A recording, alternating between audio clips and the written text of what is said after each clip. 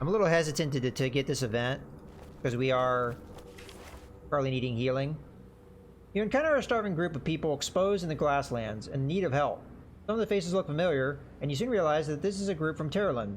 It seems they managed to escape from the group of fanatics that abducted your people and are now trying to make their way back home or somewhere in safety. We cannot afford 2 food, but I feel like this is a choice we kind of need to make to not be scumbags.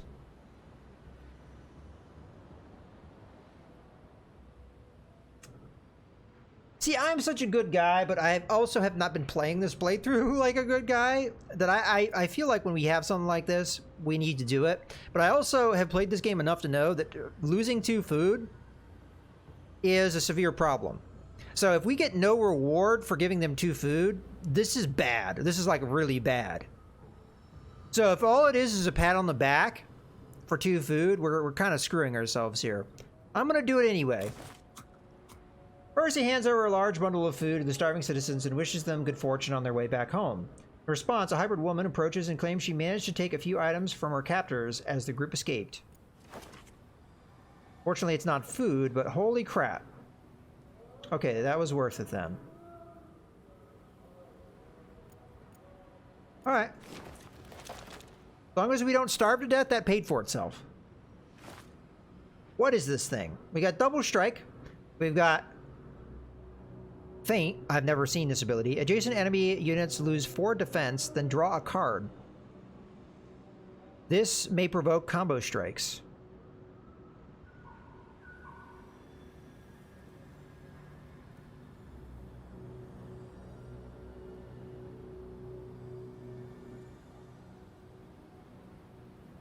So they lose defense, but they draw a card, and we may get hit if we're surrounded. Not sure that's a very useful ability, but alright, let's move on. Chop. Melee attack 3, +1 damage for each named effect on the target. Okay, I'm not sure we have a lot of stack for that, but damage 3 for 1 cost is not bad. One thing we really get here is we get a lot of extra quality, so we can get more redraws if we so choose. Now, one benefit we have is that we can still use this on top of our axe. We don't have to get rid of it. One thing I'm unclear of with the potions is if this is a one-use item. I don't know.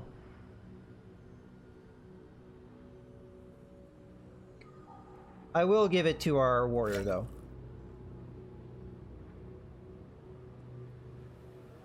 I'm a little concerned with the size of our deck on the warrior.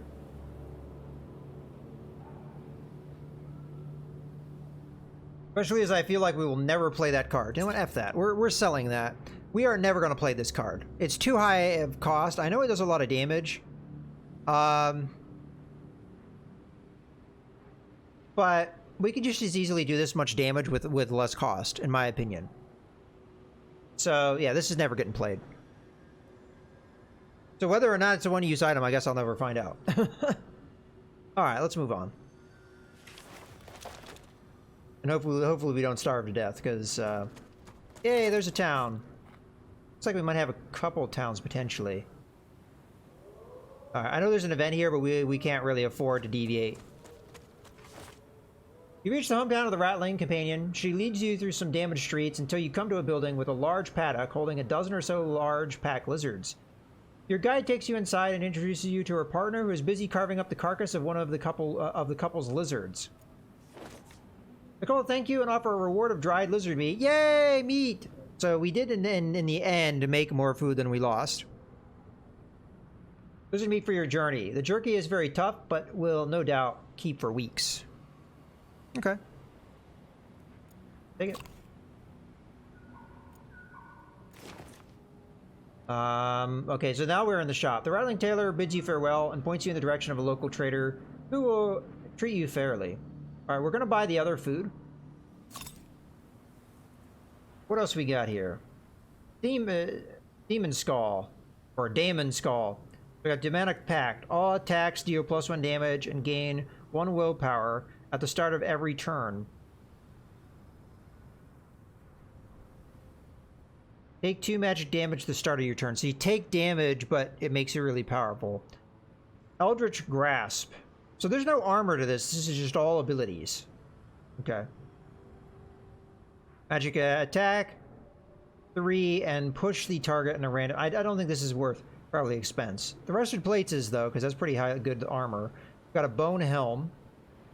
These are both the same cost, this one being the better of the two. Bone Claymore. Melee attack 5 on all adjacent enemies. Very high cost, though, so hard to play. Then we have Apprentice Tome, which would give us Force Fields. Probably not worth the cost. We can only buy so many things here. I'm going to take the Rusted Plates, and I'm going to take the Bone Helm, I believe. I am going to sell the Minor Strength Potion, because I don't think we're going to ever use that. I'm also going to sell the, I'm just going to sell some of the things we probably are never going to use. Okay. Armored Advance is really good. Alright, let's think about who we want to have these things. It makes a certain amount of sense for the Armored Advance to go on our Warrior.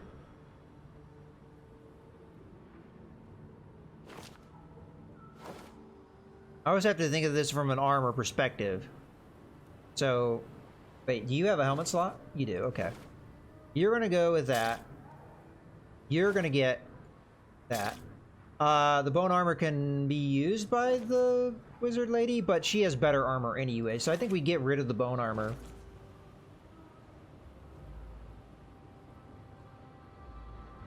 So you're at 4 armor, you're at 3 armor, and you're at 3 armor. So we're getting there. Okay. Go back to the shop. Sell that. I don't think the Claymore is worth picking up. It's only 1 quality, so we're not improving in quality, and this is a hard ability to use, so there's really no reason to pick that up.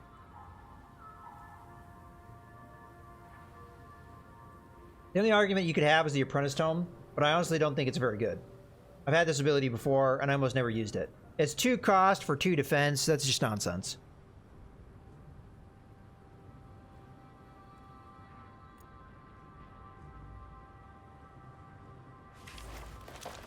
Okay, we can craft here. Let's see what all we can craft. So this does carry over from playthrough to playthrough. Can we build any heavy armor? Oh, I can build my own set of rusted plates. Okay. What about bracers? Okay, so I can do another set of leather. Okay. So I have 2 things here I can do, both of which cost the same, giving me the same armor, just a difference of abilities. I kind of like the quick step.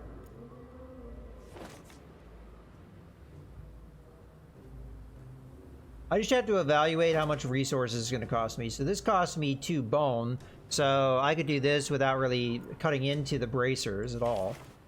Weapons. We already have both of those. Can't afford to craft either of these. Heavy weapon. Okay, we already have one of those.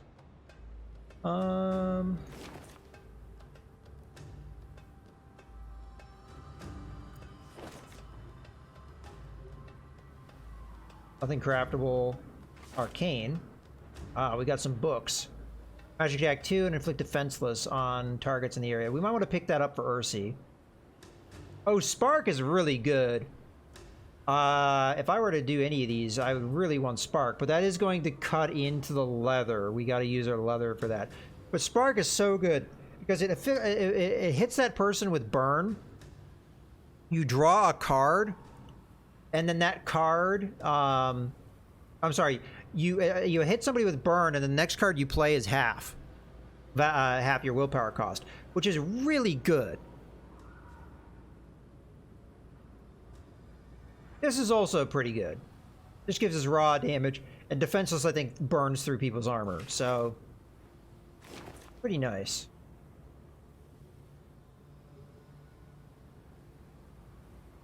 We also could build a helmet here. Alright, well that's a lot of stuff that requires leather.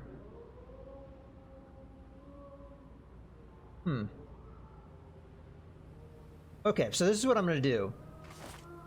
I definitely think I should do this book. I think this is a good book, and Ursi has a lot of slots for that kind of thing.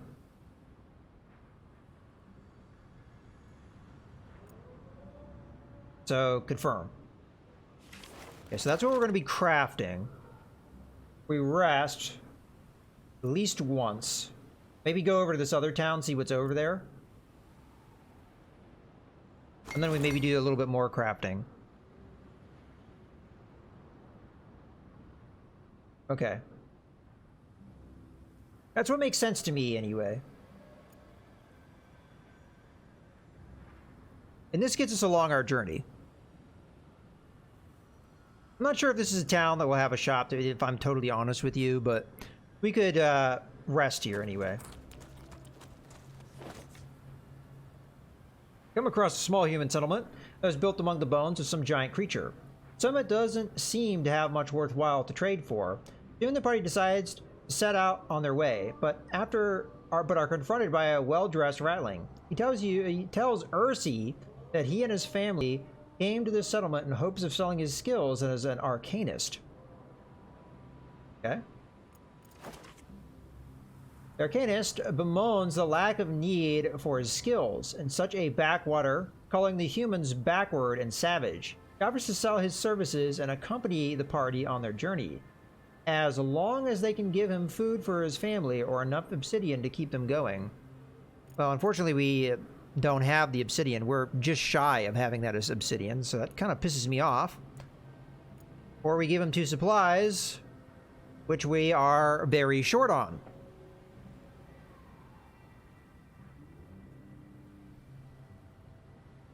I know enough to know that followers are really important in this game, and we would get a follower if we did this. Unfortunately, I cannot afford his services. I cannot afford the food. Turn him down. We could go up there and fight these guys. Look like some chard. But I'm going to go ahead and take this opportunity to rest one more time. And get Ursi's health up. I mean, we really don't need to do anything with the fatigue, but we can get another crafting thing done. We also didn't equip this because I'm silly. I didn't do a lot of crafting in my first playthrough because it seems like your crafting recipes carry over from playthrough to playthrough. And in my first playthrough, I didn't have any recipes because I hadn't. You get the recipes by having the item in the first place. So once you have the item, you have the recipe for it, and that carries over from playthrough to playthrough. So,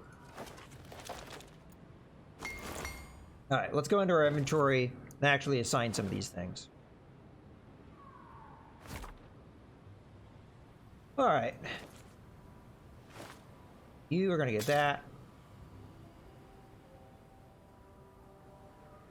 And then, at this point, your armor is pretty damn good, so we're going to pass that helmet on down. We got 4 armor, 4 armor, 3 armor. I'd say pretty good. I never got the Elementalist above 2 in my previous playthrough. And I think we have more than enough potential to do that if we can get more crafting resources or what have you. I'm tempted to go up there and fight just for the levels.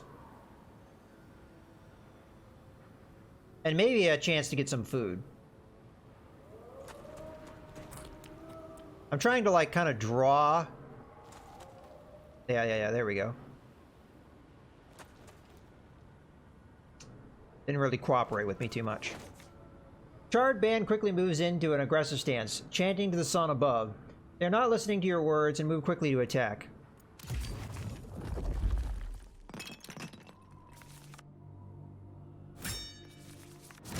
Ah, she must have pulled that, huh? Okay.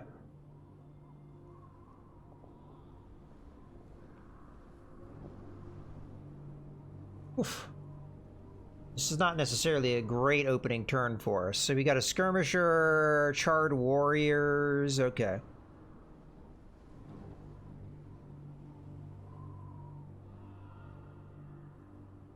One, two. 1, 2. 2, 1.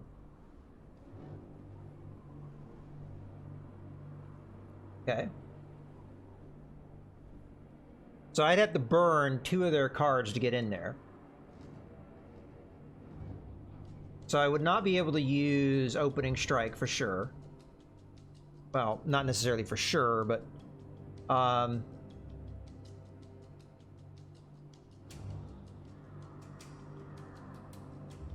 we're not going to be able to kill him.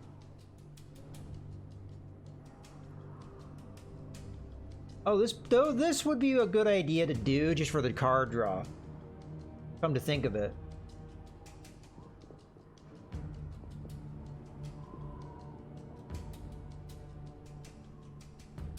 Alright. I'm gonna come in here and be really aggressive on this turn.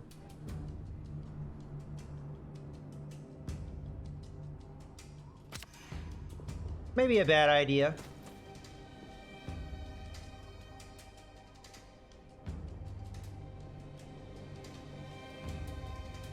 This is such a good ability. Well, Bash, gonna get burned. Move in. Then we're gonna do... this might do enough damage to get the kill, but we'll also get another card draw.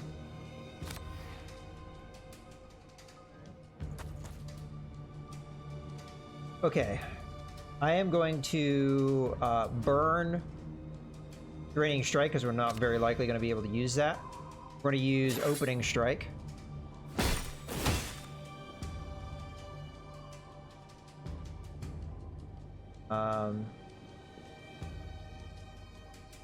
Burn Chaos Missiles for the follow-up kill.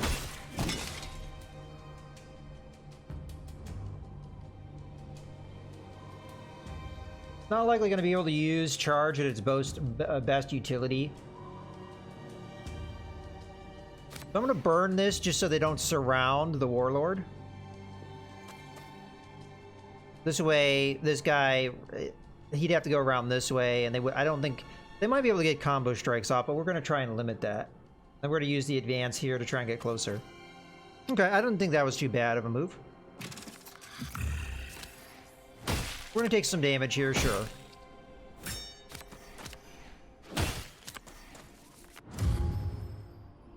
Okay.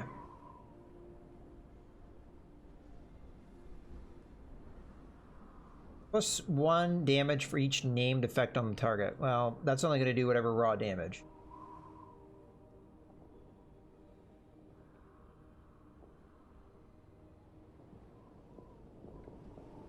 Alright, we have to come up with willpower somehow.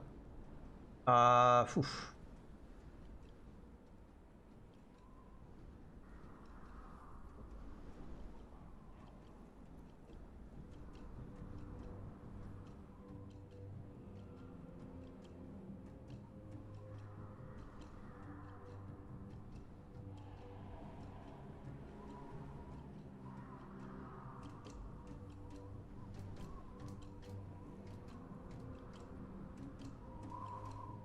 We might be able to back off from these guys if I plan this out right.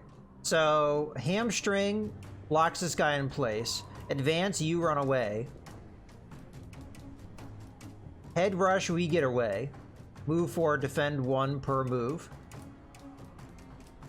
So 3 away, you know, just move back. And then only one of them would be able to follow me. Maybe we could outnumber, like use it as kind of like an ambush attempt. I kind of want to use Inspire because it'd give more damage, but we're only probably going to pull off 1 attack here, so let's burn that.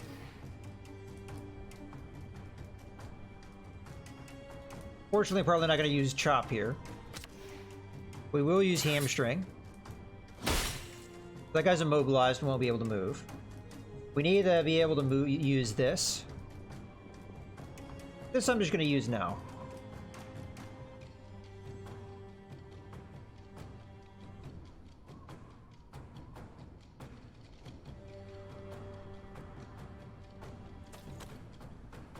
Not sure if that was the best move I could do, but I don't know. We'll figure it out. I'm going to burn Call Lightning. I'm going to use Head Rush here. I'm going to move here. It's not going to give me as much defense, but Give me 3, which isn't bad. 1, 2, 3. Just shy of being able to use chaos missiles.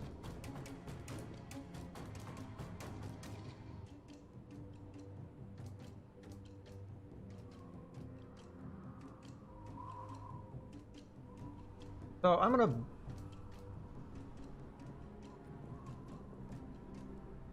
burn quick thinking and use snapshot here.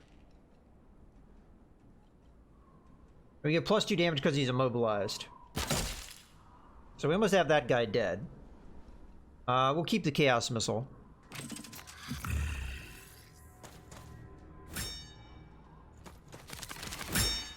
Okay, that was it for their turn. Not a particularly good turn for them.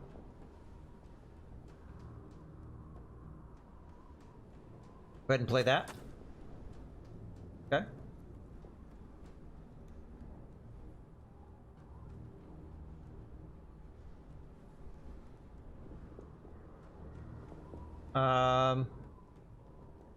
We've already had our armor burned through, so we take selfless damage here. That would do actual health damage. Might still be worth it.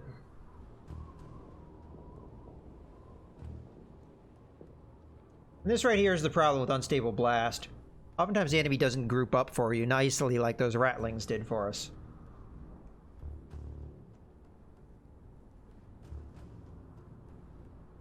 We could take a reroll. What's all in our hand? Or redraw, I apologize.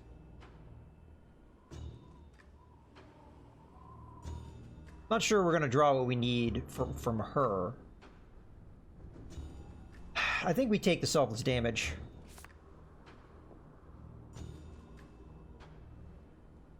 Okay. So let's think this through.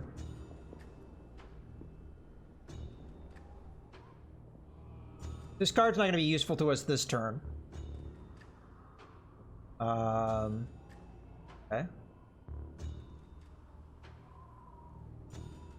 I could do a hell of a lot of damage to one of these guys. So we move up. Maybe here. We move... yeah. Okay. You move here. Percy moves here. Now we have to come up with willpower to make this all work out. So, leadership, not going to happen this turn, so it's gone. Defend maybe, but I don't know if we're going to be doing a lot of advancing this turn, so... Because we're not going to be able to kill this guy. I mean, maybe we advance here, but it doesn't really necessarily put us in a better position. So I'd say we just burn that advance. We've got 2.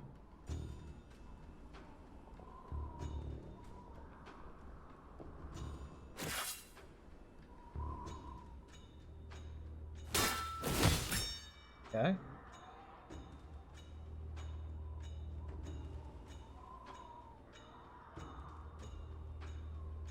We could get Cantrip out and start casting these spells.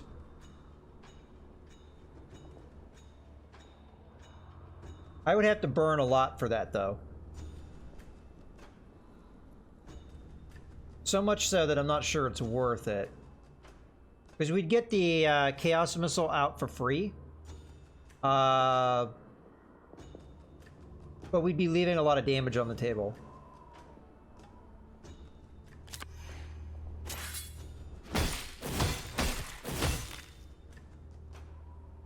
That's a better deal for us.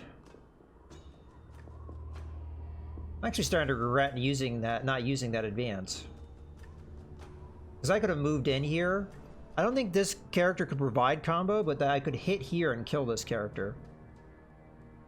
But what are my other choices? We'd have 3 raw damage right here if we burn 2 cards.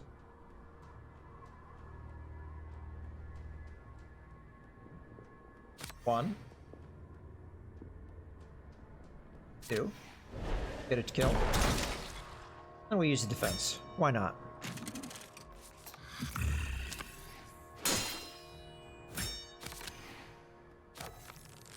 See, that 2 damage then 2 damage effect actually is really good in the case where you have the combo strikes.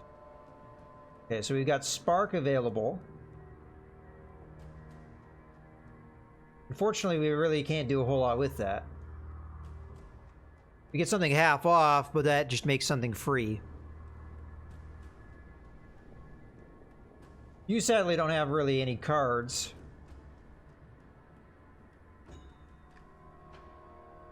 Alright.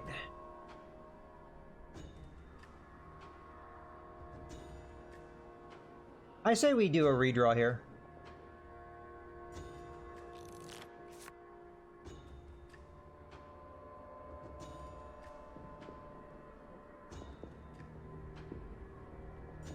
We can move up and try and take this guy out.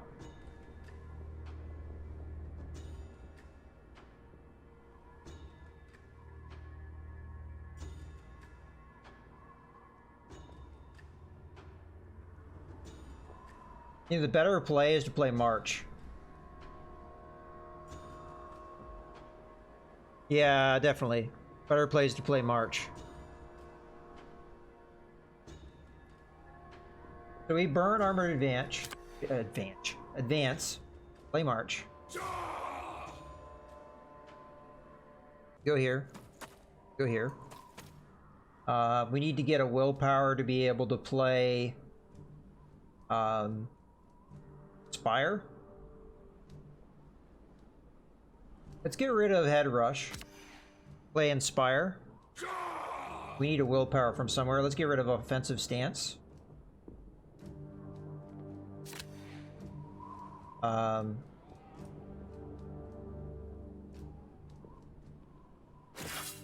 This should combo it to death. Okay. You're gonna move there.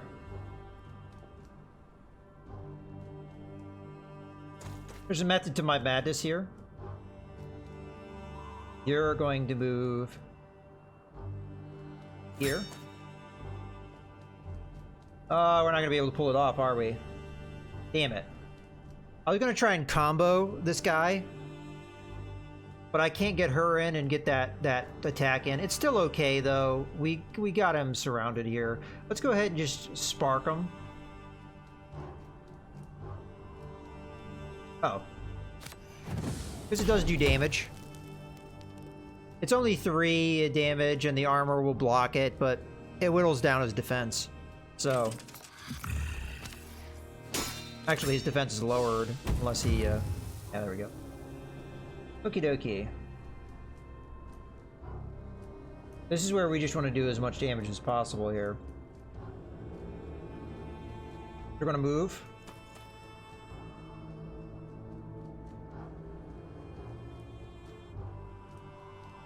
Sure, we'll play that. Okay. So we should be able to combo the crap out of this guy. We can't use Snapshot, because we're close in. Okay. No point in using Advance, so we'll get a willpower out of that.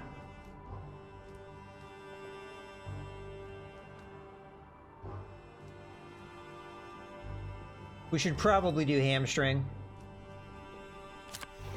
because that will give us the kill. Yay!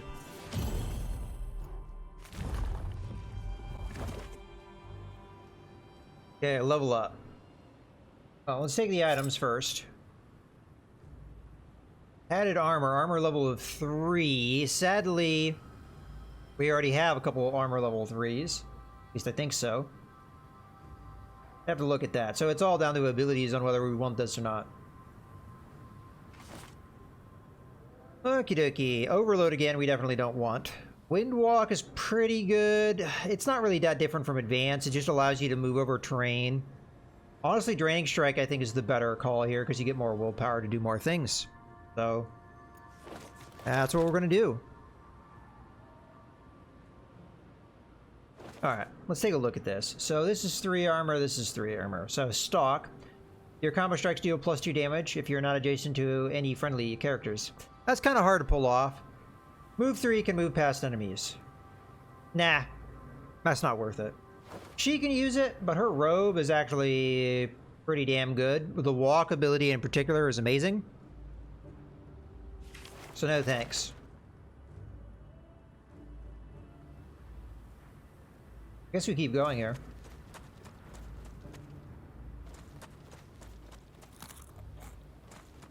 And this is why I didn't give 2 food. Look how low our food is. Now, we do get another town. Thank you that we are getting towns now. A partly ruined human town taken over by ratlings. You see 3 ratlings enjoying a game in a narrow alleyway.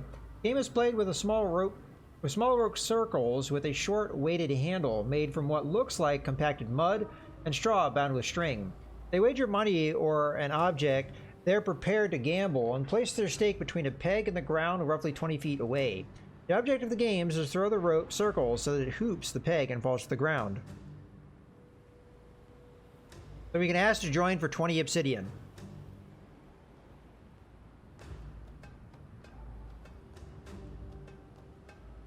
Yeah, sure, what the hell. Oh, man. Wait, did we gain 20 obsidian? The 3 of them seem very pleased that Ursi has taken an interest in their game. Typo here. They shake her hand and introduce themselves. They offer her a 4th peg and invite her to place it in the ground next to the other 3. Ursi places a stake of 20 obsidian under the peg, and they do the same. After about 10 minutes of playing and a couple near misses, she throws a rope circle around one of the ratlings' pegs. 3 ratlings applaud you warmly and ask you to fetch your 20 obsidian winnings along with your original stake. On the next round, they want to increase the stakes to 60 obsidian, try and win their money back. You agree, and you all place your stakes under the pegs. Okay, so this is what is known as... what is the term? There's a term for this. Being a ringer? Nah. There's a term for this.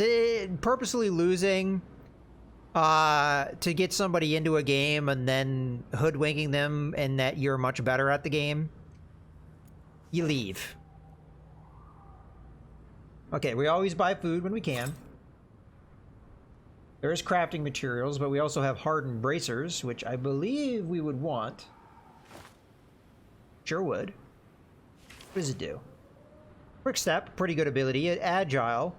The first time you play a move card, each turn draw a card. Wow, that's a really good card. A patsy? Well, a patsy is somebody that's getting tricked, right? Not the tricker. At least I think so. Maybe I'm misunderstanding a patsy. You might be right with that, Leo. Because patsy is somebody that plays a fool, right? I think it could be interpreted a couple different ways, though. It can either be a fool or it could be somebody that plays a fool. I could be wrong on that, though. Don't hold me to it. Shoot. Oh, I bought the food. I was about to say, where'd my money go? I don't know if I can afford the bracers, though, unfortunately.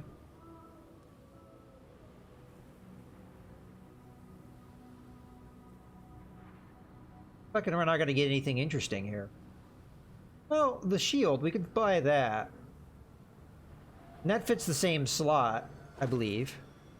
Yeah, it'd fit the same slot. So it'd be a +1 armor on either of our... Well, it couldn't be here. Okay. I think that's what we're going to buy. I'm going to sell this, though, because I don't have any intention of using it. And this. Then we'll buy this. Because it's better than not having any. Then you are going to use this. Should put you 1 armor up. Okay. What is the ability here? Shield Bash. Okay, I think that makes sense. This is a character I think that can get the most defense, potentially. Although, I don't know if we really play it that way. We should probably rest. Just to get some... Oh. We have no crafting. We have no crafting. We have no injuries. Just rest. A plant? Yeah, I don't know, Ursi. My mind's blank on this. I know there's a term. Maybe a ringer? Yeah, a ringer. I think that's the term I'm thinking of. A ringer is somebody that... I hope I'm using the right term. Man, I need to watch... What is that one movie with Tom Cruise where he plays pool with Who's the other actor that's in that? Guy that had the ranch dressing. Do you like how my mind is working right now?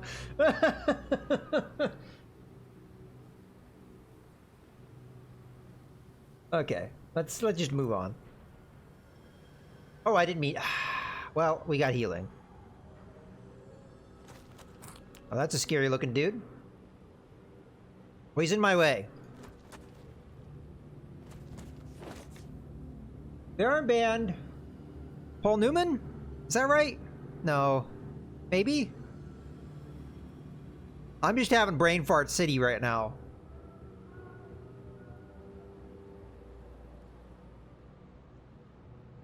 The armband obviously have no intention of talking.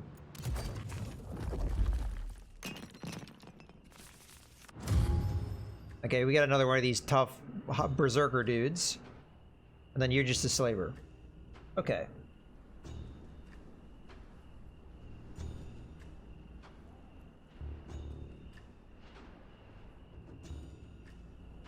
I don't mind drawing a card.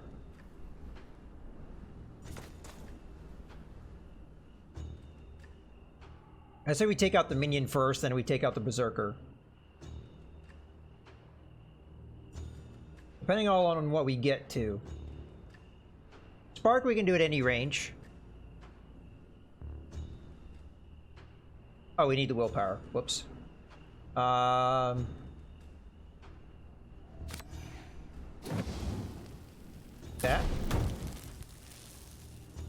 Fortunately, we can't use this because we're not in range. Yes, that is exactly what I was trying to say, Leo. A ringer, that's the correct term.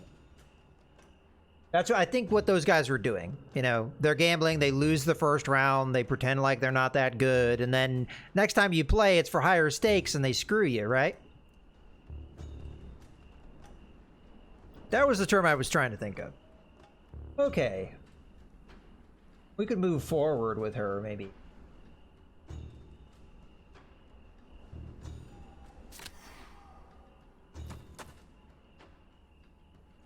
I mean, I figure we just might as well move here.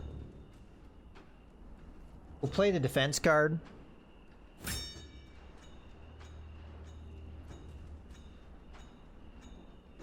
We should probably keep this on hand and this on hand because these are two pretty good abilities. We use the move up a little bit more here.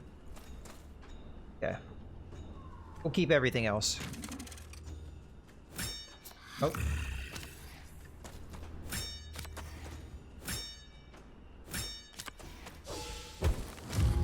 Okay. Well, he's up in my face now.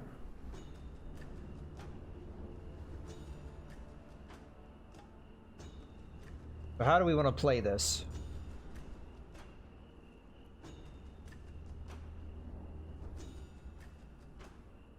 This is the one where we have everybody draw cards, right? So,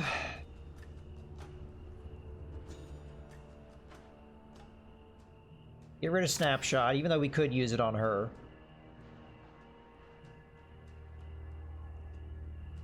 We're going to want the advance so I can move in and use the Draining Strike, because that's a really good ability.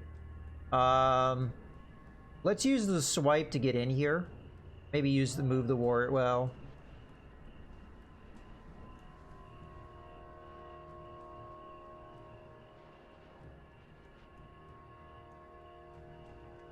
we'll do this and we'll see what we draw after that.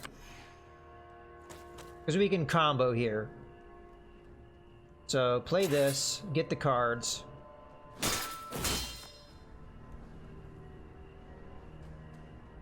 Then we can advance around to here. We want to play Overload before we play Draining Strike. Oh, no, we don't have any, it wouldn't matter. Move her up. Use Draining Strike. Okay. I misplayed that a little bit, but that's okay.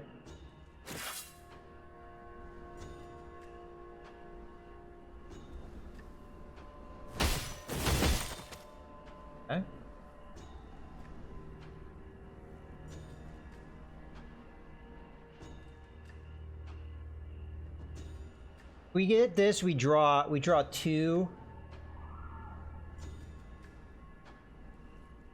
combos from our allies.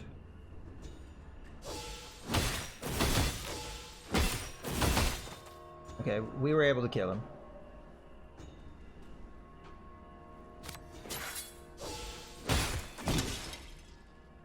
Combo moves are really good in this game. This is something that I think you really need to learn. And this is one of the reasons why I think the Warlord is so much better than the Hunter, because the Hunter actually prevents you from being able to do this because he's a ranged guy and he can't use any of his ranged abilities if he's next to an enemy. So this kind of thing, Percy's not a frontline combatant, but she can still stab people in the back while somebody else is attacking. So it actually works out pretty well. What did that card do? Oh, this is a reel in. Range attack that does 2 damage. Pull the target in 3 spaces. I only moved 1 though because it moves you towards where they are. Alright. So we're going to want to do pretty much the same thing we did last time. We're going to want to move people in and then just combo this person to death.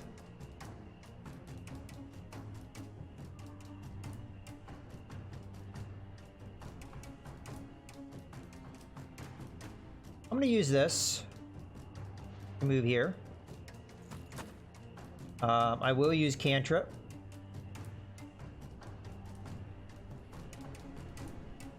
Even though it probably doesn't matter that I'm using that.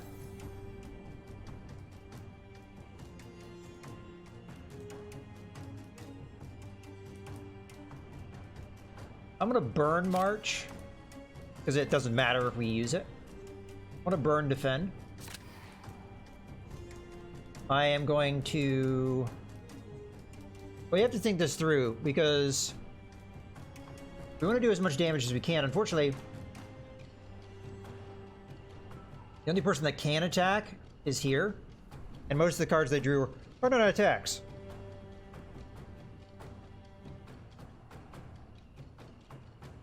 So I could inspire here. I don't think that's the right call. I think the right call is to try and draw my attack abilities. So I'm going to redraw. That unfortunately did not help, but we do get to use Selfless here. Oops. We still have armor left, so that didn't really hurt too bad. Okay. So you still only have 1 attack, which is unfortunate. Although we did just draw 1 here. We may be able to kill her. I just have to use my points wisely. Now cantrip, we get the willpower back here. So this is a free cast. I don't know if this stacks to combos though, so I actually am curious about that. Let's go ahead and play it.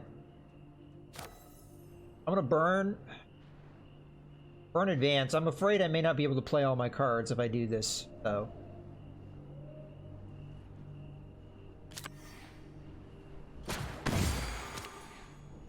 We do get our willpower back though. We definitely want to play charge. And we want to be able to play bash. So we're going to have to burn the inspire. Play the charge. It did not stack. Okay, that's good to know for the future. We're going to burn the adrenaline. They're 1 shy of killing her, unfortunately. Maybe I could have played that better and gotten the kill. But, I would have done that by not playing that card. But I didn't know that's how that worked, so... I don't have any defense, so that doesn't do anything. Guess we're going to be unstable blasting to death.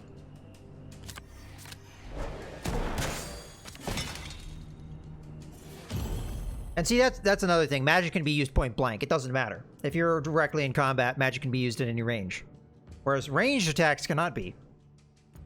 Which is another reason why I'm starting to think that this combo is probably the better one. Okay, we got some much needed food, and we got another one of these swords, which is nice. We get a level up. Again, I don't know who the best one to level up here is. They're both doing pretty well. Let's just go with my character, because again, I'm selfish. These are pretty bad, I think. I honestly don't think any of these are worth taking. This is a lot of defense, sure, but it costs you a point to use. Then again, if you can't use it, you burn it, right?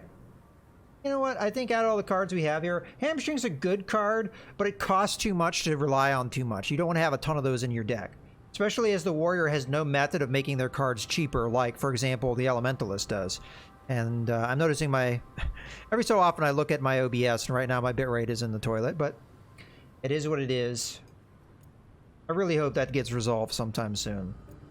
Been a source of frustration for me, for sure. Well, let's not worry about that. Let's think of happier things. That may be a town. We don't have a ton of money, though, so maybe not worth detouring to. Okay, we got a couple different events to take a look at. You see the remains of a giant column. The base is formed of many neatly arranged stone blocks, but the top surface is small, messy mound of honey-colored bricks. You think you can see something glinting in a gap between two of the bricks. Try to dislodge one brick, but to your surprise, it falls into some kind of cavity. It's only when you hear a loud splashing sound a few seconds later, you realize it's actually an ancient well, not a column.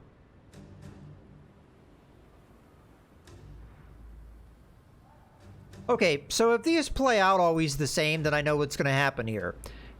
Sending somebody down is just going to get them injured. I know that. I don't know if you get a reward out of it.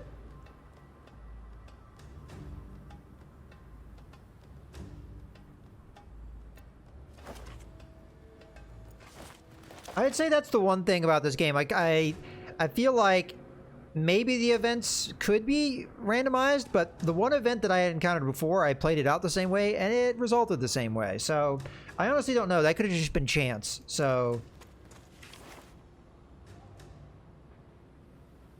Oh, okay, we got an Ursi specific thing. You also have things that happen with followers. Unfortunately, we haven't had any followers this playthrough.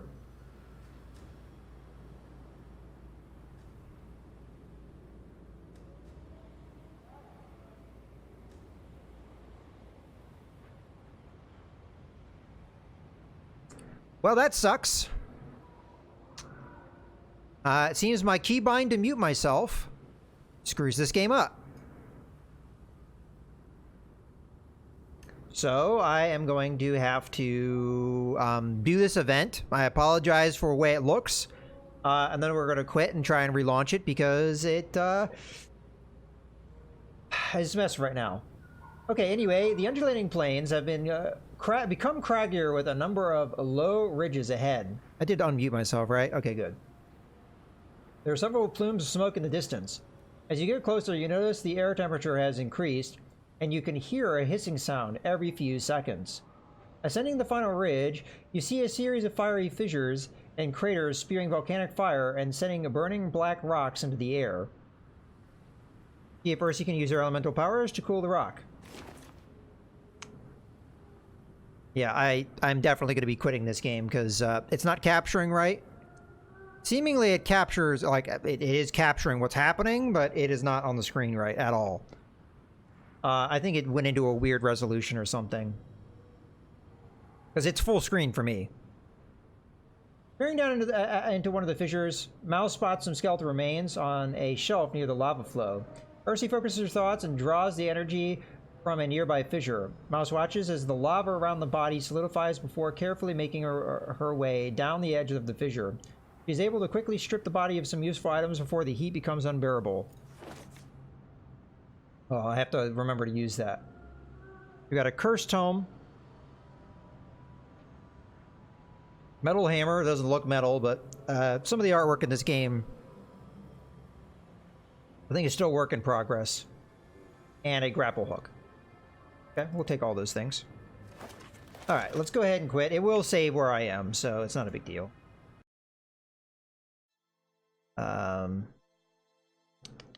I want to see what it says in the options before I fully quit.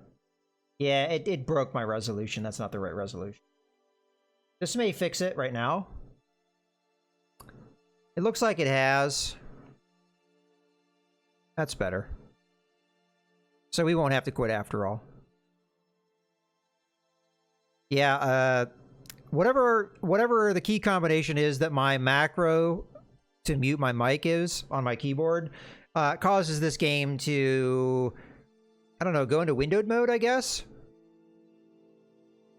And that apparently broke the resolution, which is why it was capturing weird. Okay. That's what I assumed was the case, but I couldn't be for certain.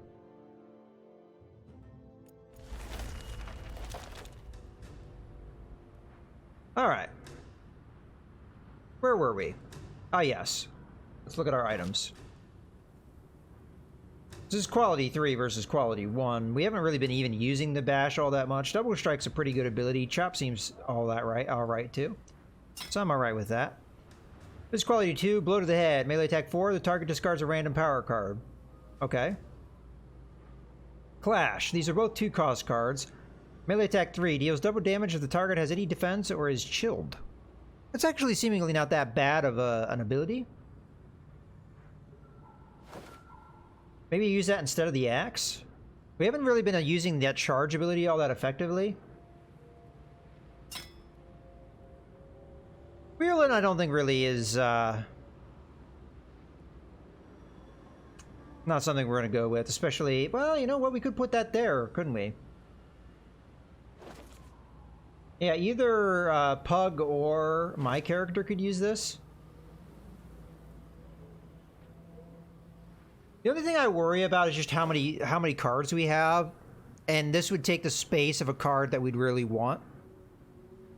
I think Pug, just because at this point my character is starting to have a lot of cards, and I feel like if we go too hard on that, you know, maybe not the best idea to have way too many cards. So I think in some ways having all the different items is maybe not the best idea. Now this is one of these abilities where I'm like, or items where I really don't know if it's something I should take. The reason why is because it seemingly does stuff with summoned characters. It's buffs to summon characters, but I don't have any ability to summon characters, so what would be the point of this? Because the one card says, destroy a friendly summoned character and deal 5 magic damage to all adjacent characters. I don't have any summons.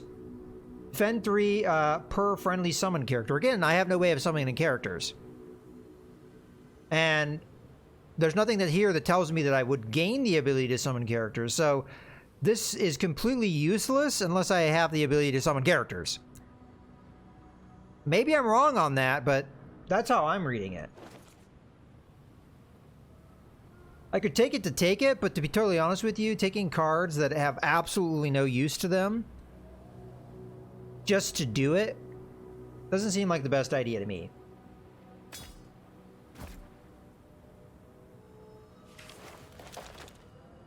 Okay. Should we have rested here and we didn't? I feel like backtracking is going to be a mistake, though. There's cover up here if we're desperate. Tall, jagged rocks line both sides of the path ahead, which point inwards at such an angle that it gives the appearance of two armies facing each other, brandishing serrated spears. Following a bend, you see that 2 large rocks on either side of the path have been joined by a large wooden beam. Hanging from the beam is a gruesome scene. A large human body swinging to and fro in the wind with his entrails dangling. From the state of him, it doesn't look like it's been here that long. Attempt to perilous climb up and cut down the body, or scour the area beneath the body. Let's just do that. Find a few coins amid the blood-stained rocks. Not a bad find, you think, given the effort involved. Okay. There we got a rattling group.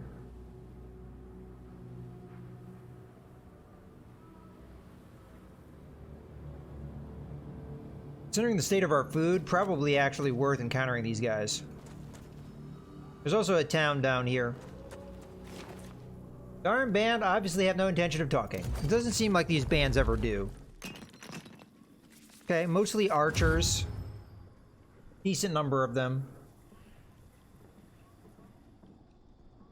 Alrighty. We do have snapshot. No targets though, because we have no line of sight.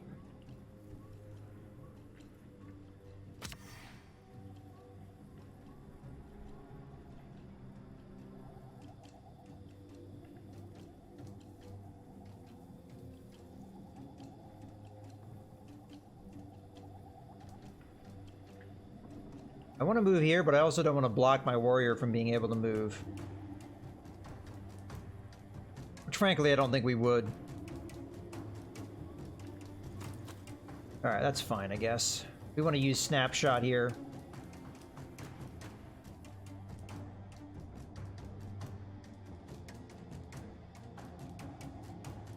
I think getting overload early would probably be a good idea. So I'm going to burn quick thinking to play overload. Same thing is true with adrenaline. So we might not be doing a whole lot this turn, although we will take a fair amount of range damage perhaps.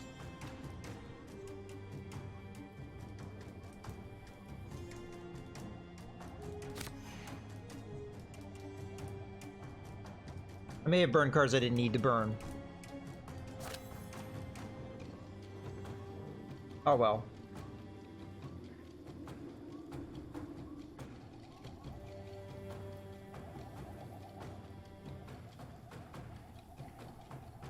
I'm not sure they're going to get close enough to me to be able to use this, but I think I should save this as opposed to this. Although this is magic damage. Yeah, you know what the F.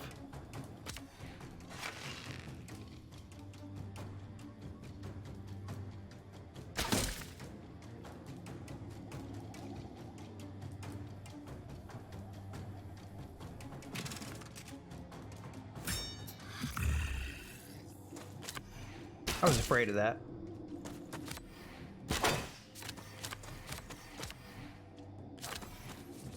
What did he draw? Attacks deal +1 damage per adjacent enemy. Okay. Alrighty.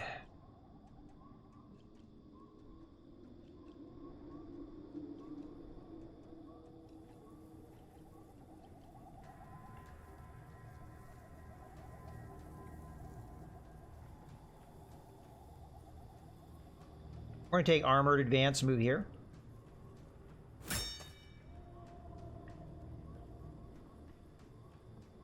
I don't think we're going to be using bulwark this turn.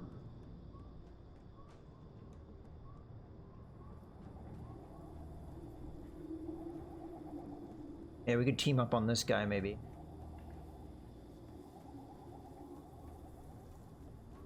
I really wish he had a move card. I could get in there and unstable blast him and kill him. Let's get rid of that. This will give my other two characters cards, which may work out. Ooh, double strike.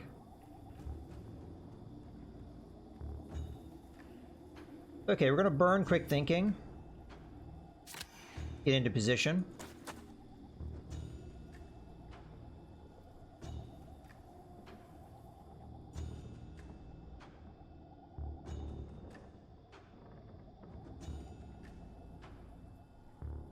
I'm half tempted to do that again.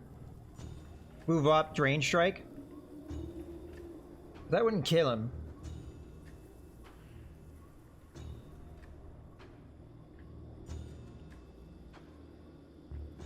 I really have to think about what we need to do here, because this would get a kill.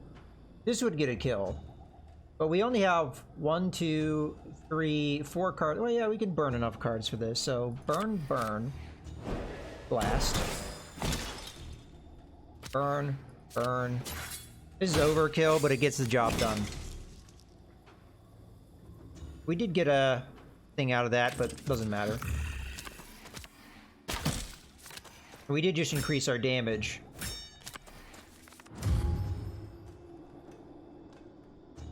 Okay. We absolutely need to play Inspire here. Then we need to try and get her into a position to use her spells. Fortunately, she can't get close enough to get this guy. Damn.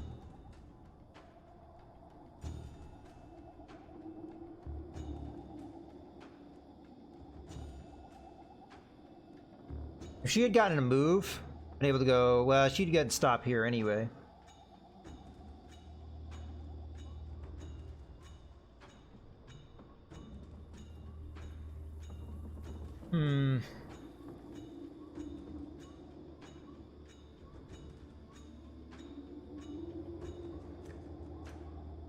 Sadly, I feel like I do have to burn this.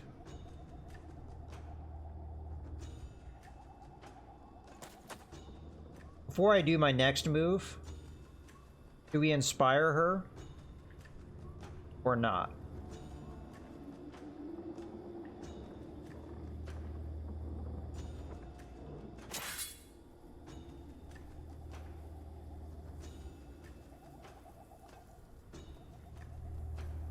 Oh, every time you do magic damage. Ooh, interesting.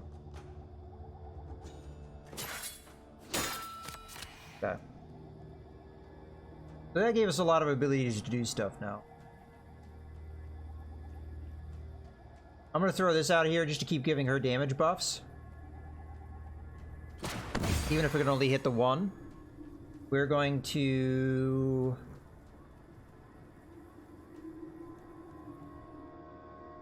Armored advance.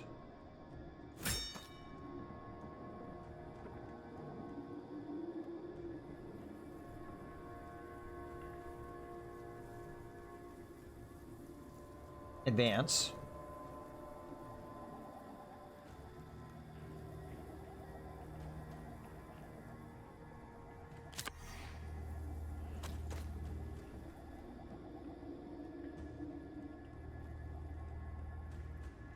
I don't think I can get a kill here no matter what I do, but we will burn that. Get a lot of combo damage here.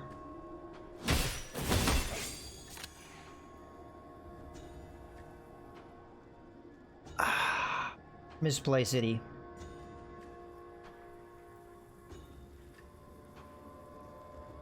Oh well. If I had done that, if I had burned Inspire instead, I would have had the swipe and I would have been able to kill him. I keep forgetting that I freaking have some of the powers that I have.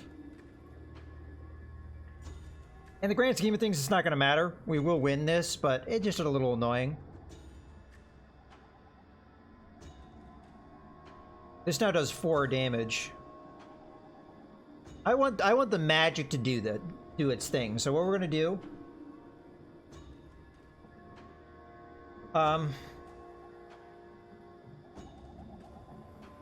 Sure. Do that.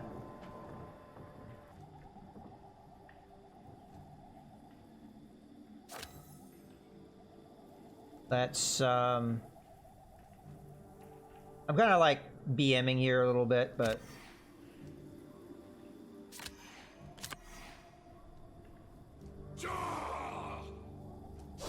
boom, boom.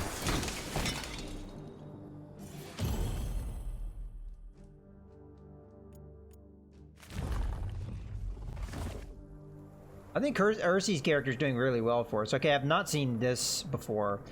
Magic damage 1 in an area and push all characters from target point. That doesn't seem all that useful. Or does that? It's okay, we can sell it.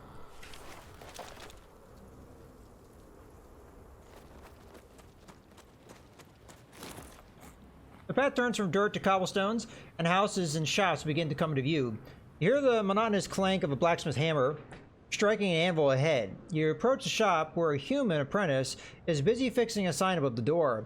He spots you, greets you warmly. He also tells you that his employer, Silent Sal, easily the tallest human woman you've ever seen, is especially interested in rare gemstones. Should you have any you may want to sell.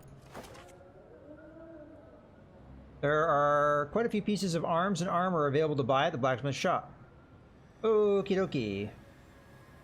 Armor level 3 versus, what do we have now? Armor level 3. So it'd be mostly, what are the cards?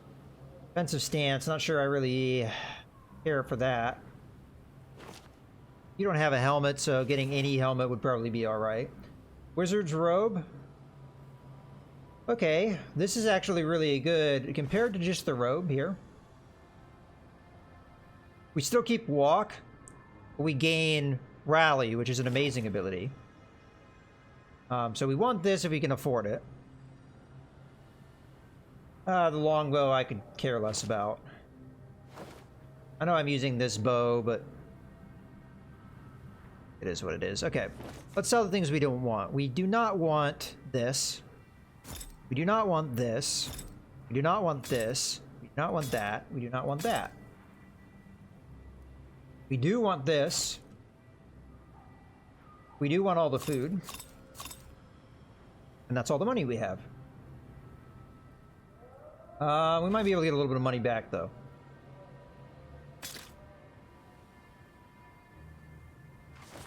Because we can sell that. Unfortunately, I cannot buy anything else. But that was a good pickup, though. Well, first off the food, but the other things, too.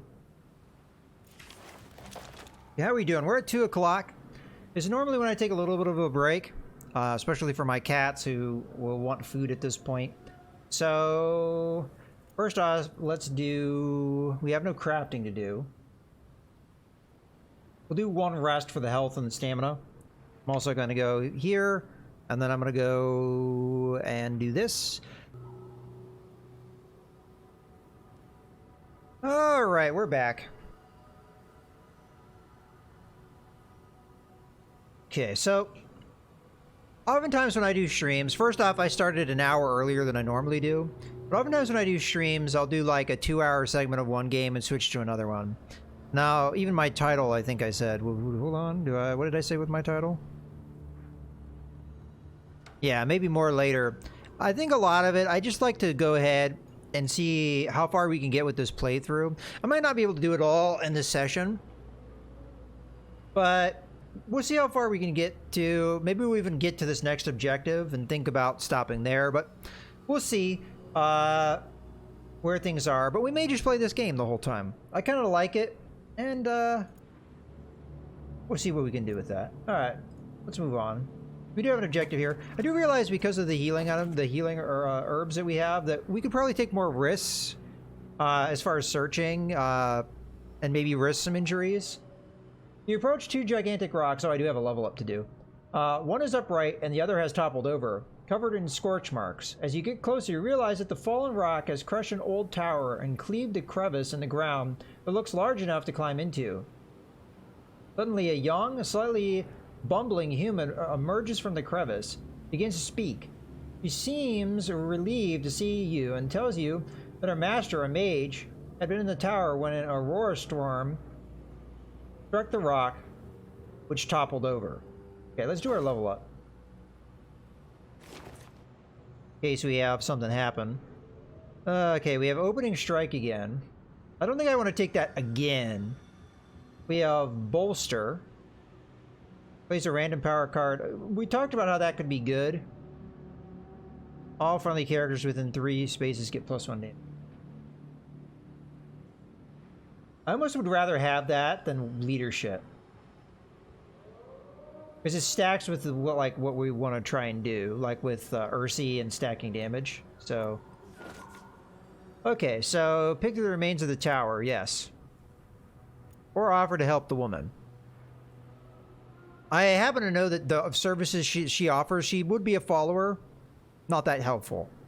So we'll pick through the remains.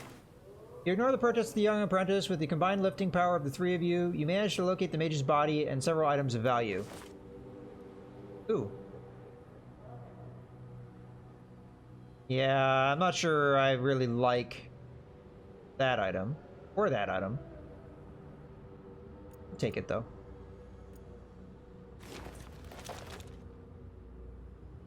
But yeah, if you've taken the other choice, you get her as a follower. She gives you another option when you're when you camp, but it's not a very good one. Well, I say that she could potentially make some items that are so-so a little bit better, because if I remember correctly, what she does is she can pull a card off of an item. So if you have, let's say the item has 2 or 3 cards on it, and one of the cards is kind of bleh, you could remove it. That is her advantage. So maybe we could have taken use out of that, but I hadn't done the other option before, so it was worth taking a look. Oh, we got a mountain range here. Up or down?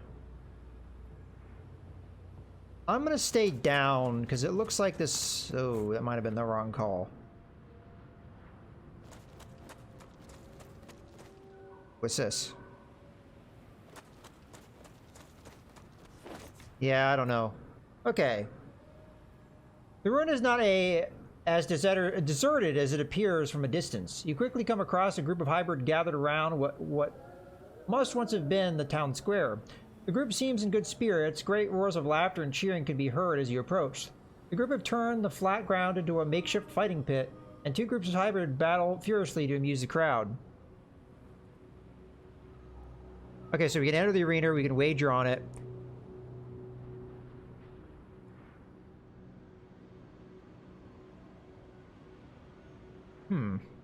Yeah, let's enter. You approach one of the hybrid and offer to fight. The organizer confirms the rules quickly. The battle is to death, and the winner receives a portion of all bets placed. That okay? Doesn't seem like a for the death. Okay, that seems a bit extreme. After an hour of preparation, you are squared off against the reigning champions, a group of scarred and dangerous-looking hybrid. Okay. So we have 2 brutes and a slaver. I think we can handle that. Okay. We can advance as a group. What I do after that, I don't know. Just about all my characters have some advance ability.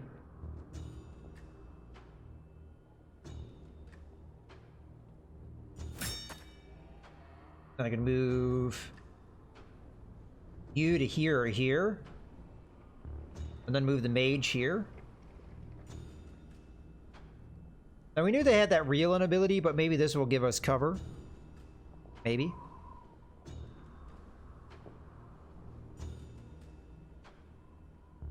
We want her to get in and be able to stab, though. That's for sure. Okay. Let's burn that. We can do this. Have you do this.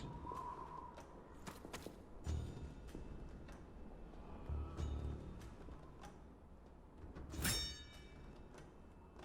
feel like saving the other cards. I mean, maybe we could do better than double strike, but if we get a combo thing, this really stacks well with combos.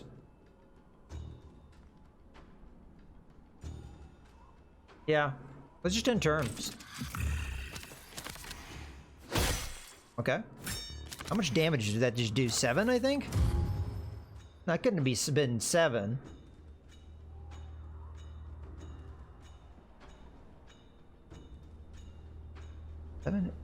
Seven. Oh, we had block up. Okay. I was gonna say 7 damage is a lot of damage. We use quick step. Get another card. Okay. You still have armor left over, so selfless is fine. Yeah, these guys backed off, so kind of annoying. But I'm gonna have my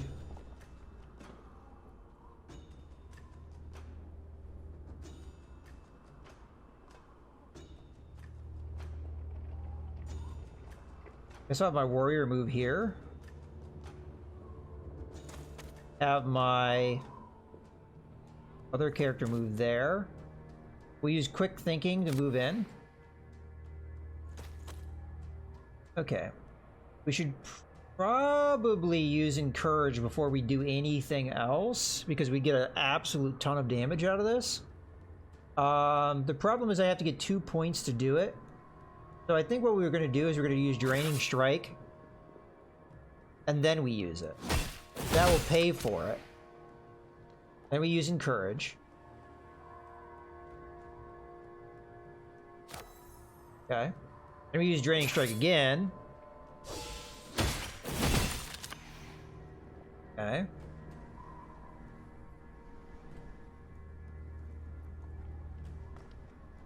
Double Strike would kill him.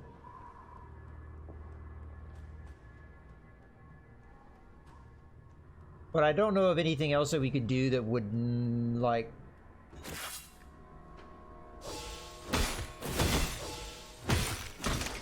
Yeah, got him.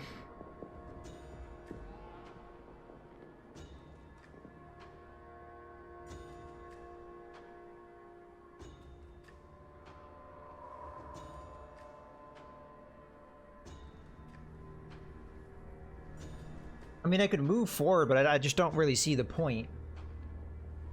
We should use Spark, but maybe wait a turn on that.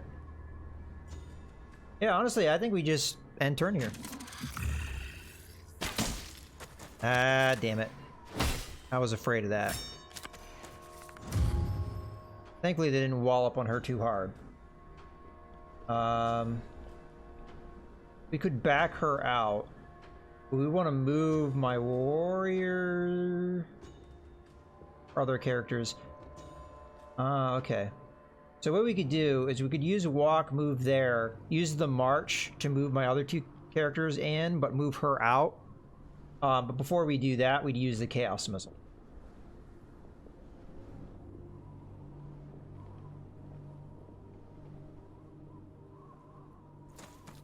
Play that for free.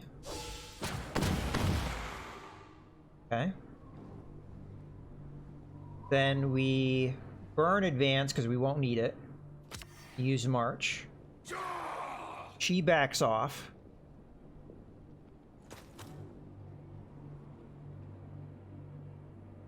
You 2 move in. Yeah, that was a mistake. I shouldn't have backed her off. Damn it. We could have gotten combo damage out of her. Should have moved her over here. Just wasn't thinking. I was thinking about saving her, but definitely messed that up.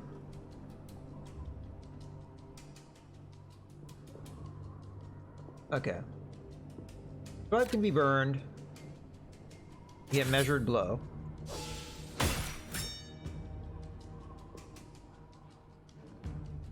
Now the question is, I think we play the defend. Because we don't want them to be able to break this Encourage. Encourage is really good. Yeah. Probably gonna take more damage here. Ow. Okay.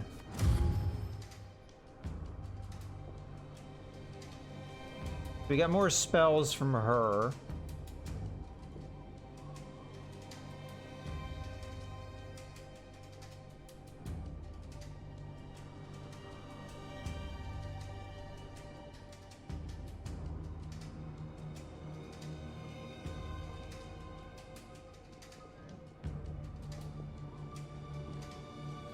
If we attack here, we get combo moves from the Warlord.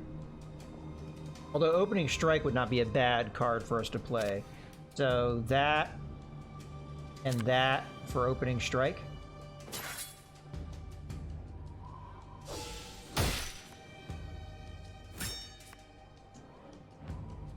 Ugh. We got kind of screwed on that because I don't think we got the willpower out of it. For whatever reason. Burn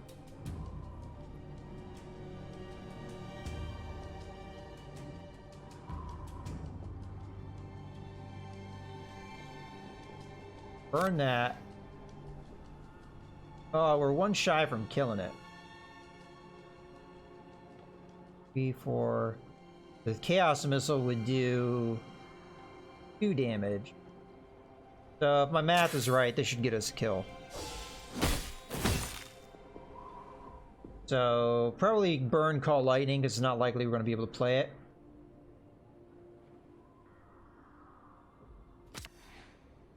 Play Chaos Missiles. Play Armored Advance. Move there. Shoot. We want to keep doing damage, right? Alright. We know this guy can hit us for a crap ton of damage. Which he may have just done. Ooh, 1 to target, melee attack for 3. Oh, we had 2 defense. I mean, we did take a lot of damage in this fight. But hopefully, it's worth it.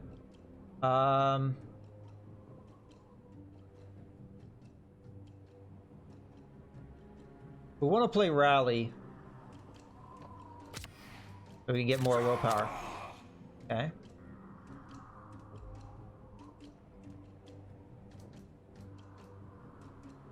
We can burn that to get in here. And then we play Firing Strike. After this, it doesn't really matter what we play. Anything here will kill. Alright. I believe the reward is worth it. Maybe.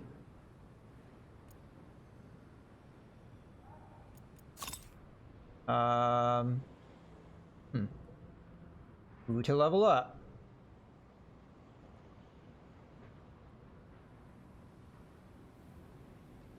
At this point, I'm not really sure. Let's go with Ursi. Another Draining Strike, draw a power. Look at the top 2 cards of your deck. Draw 1 and reduces will of power by... Yeah, that's good. All cards deal +1 damage for every character they hit. So that'd be something like Chaos Missiles would do a lot more damage if we had this ability. That's so circumstantial, though. I mean, yeah, Unstable Blast, you could use that, too.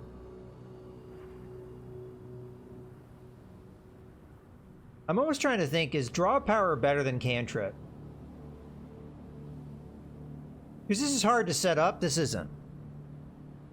Especially as you draw a card and then it costs 0. The problem with that is, of our class skills, a good percentage of them are going to be already 0 cost cards.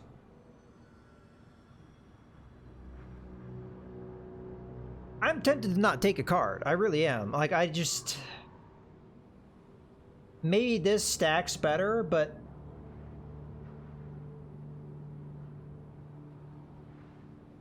I don't want to rely too much on powers. I feel like that is the path of failure, perhaps.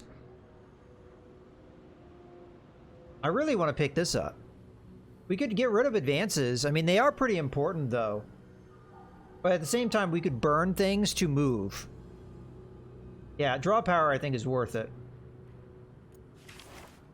Despite being outsiders, the crowd still cheers your victory enthusiastically. Some hybrid come into the makeshift arena to slap you heartily across the back, and congratulations.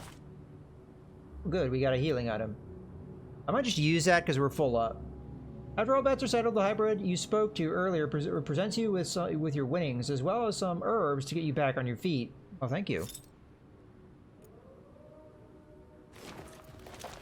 Okay. We will use this on our warrior, who did take a beating. Oh, that healed more than I expected it to. We also rest as we're a little tired. Yeah. You're more or less ready to go. I really don't know if this is the way to go. It's looking more and more like it's not. As you walk through the small human settlement, you can clearly see that most of the villagers are starving. The village elder offers you a large amount of obsidian for any food you have to spare while we're starving ourselves. Yeah, I apologize, we have no food to spare. The elder curses you for your lack of aid. There's little more of interest in the small village, so you move on. I feel like the more we go up, the more we are not going in the right direction. I might as well step here, though. Through their constant heroism in the face of danger, Pug has become an inspiration to the rest of the party. Oh wow, Pug, you are awesome. Pug has gained a perk. You are inspirational. A perk is a permanent addition to your hero's core deck. It provides a unique bonus or disadvantage. Activate all friendly characters, then draw a card. Very good. It's free too, so... Now we have selfless and inspirational. I think we backtrack. I don't like doing it, especially as we're low on food.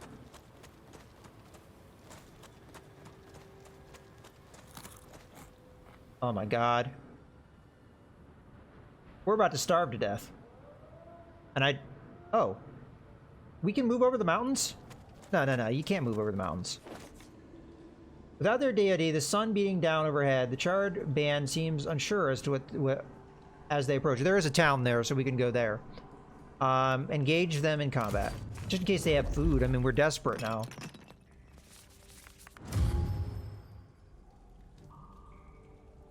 Alright, we have a charred cultist and 2 charred warriors.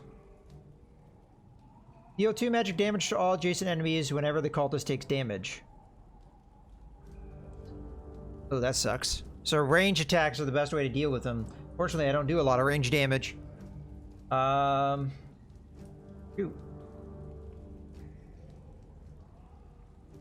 As much as draw power is good, we should probably get offensive stance out first. This is a good preparation card. Play selfless or don't play selfless. We could keep it for next turn.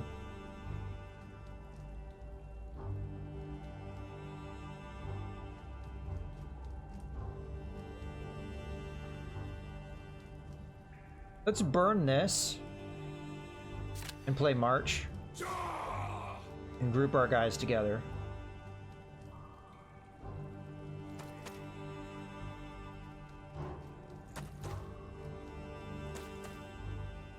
Okay.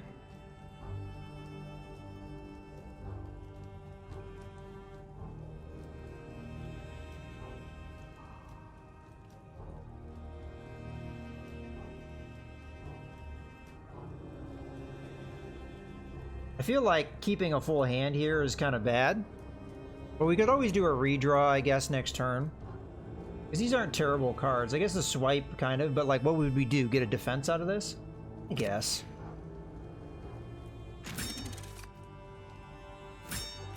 That hurts. How much damage did that guy hit me for? He just did a basic swipe on me, so I took 1 damage. Not a big deal. Alright. Now is going to be the time to play that selfless. Uh-huh. Okay, we got an opportunity here to really overload the crap out of her. So, play that for sure. Shield Bass, not likely going to be useful.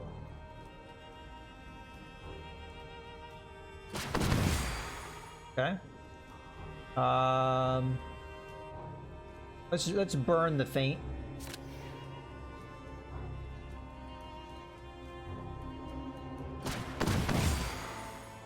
Okay. Let's use the advance.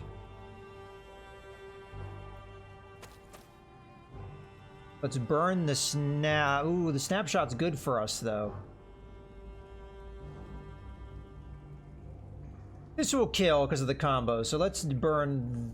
I won't be able to use snapshot this turn anyway, but that's okay.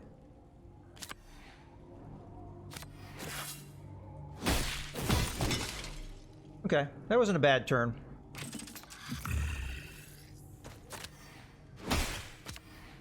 Take a little bit of damage this turn.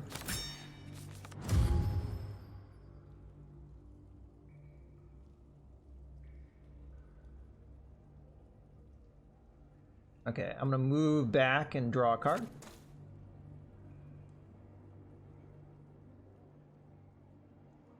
I definitely want to play this Inspire on her. But let's make sure we get the best use out of this. So we do have a rally as well.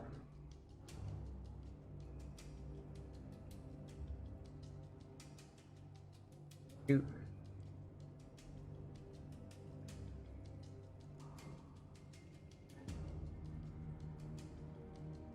I mean, she can almost outright kill them with this.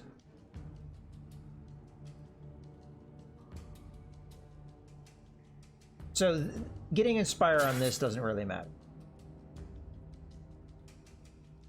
Holy moly.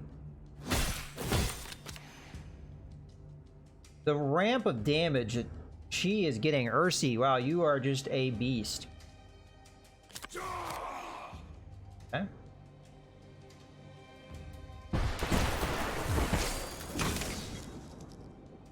Okay. You inspire yourself? You sure can. So.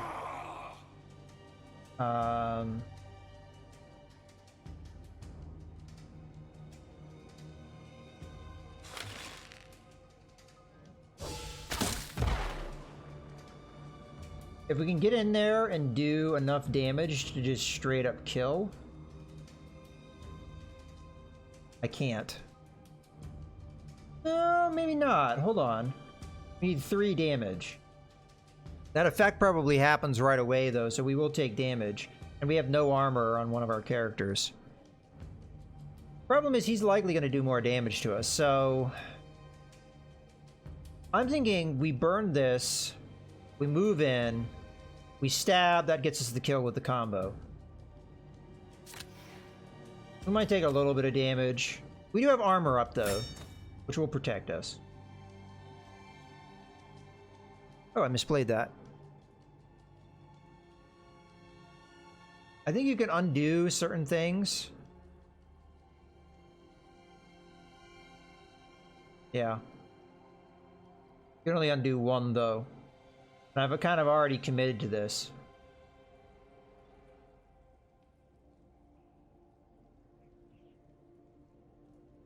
Yeah, we just need one more willpower and I don't have it. I could do this attack anyway, but it wouldn't do me any good. I'd just take damage for no reason. I'd get block up. How much damage does he do in retaliation? He does 2 magic damage. So, in theory, I'd do the damage and then I'd block the damage, right? Never mind. It's in the other order. Oof. Okay, we're gonna be able to kill him before that spark is a problem. As a matter of fact, I'm just gonna do that right now. Well, first I have to get the... You know what? She's gonna stab him to death.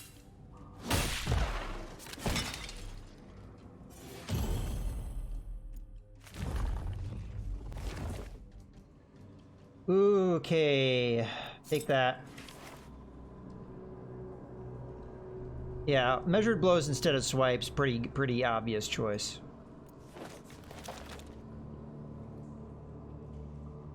Wait a second. We went inside a cave. Well, we can't afford to, but now we know there's a cave here. So that's why it was allowing me to click on the mountain. Normally you can't click on the mountain, see that? But I could hover over here. That's because there's a cave that goes through. So that was a lucky find. We are going to run out of food. Question is, do we rush to the town? Yeah, I know you guys are tired. I'm sorry, guys. You're also starving.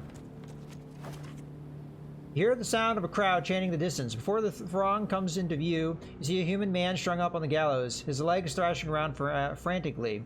As you move into the main square, it seems like the entire town is here. One member of the crowd tells you they're all assembled for the fallow field axe throwing. It explains that after a hanging, people pay 1 obsidian to enter, throwing a short-handed axe up at the gallows to try to sever the rope holding the dead criminal. I'm gonna sneeze again.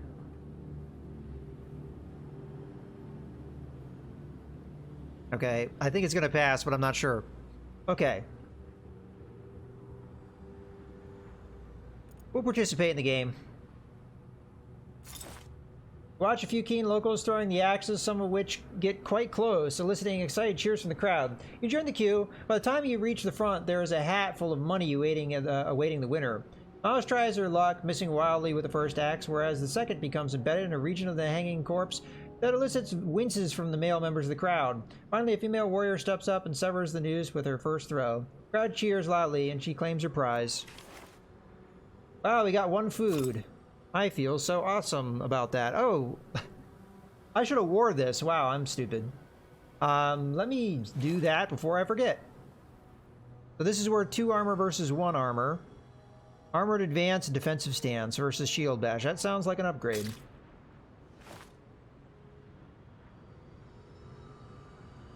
Now, if I give her a shield, I do get the shield bash, which is not that great of a thing, but I can pass the leather bracers over to Ursi and get Ursi's armor up.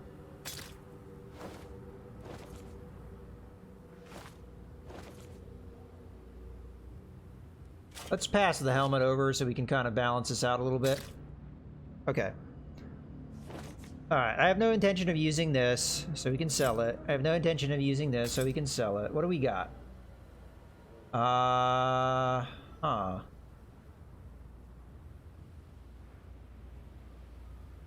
Most would rather have this than shield bash.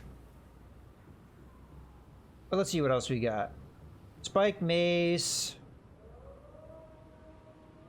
Quality 2. Okay.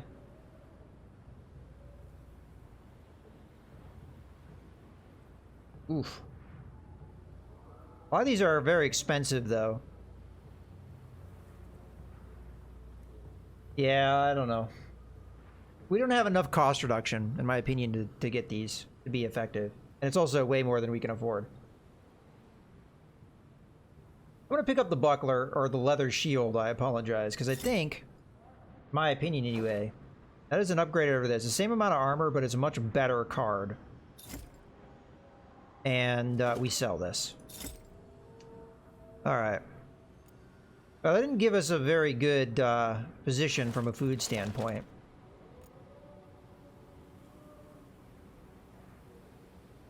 I have to rest. I have no choice. We're getting tired.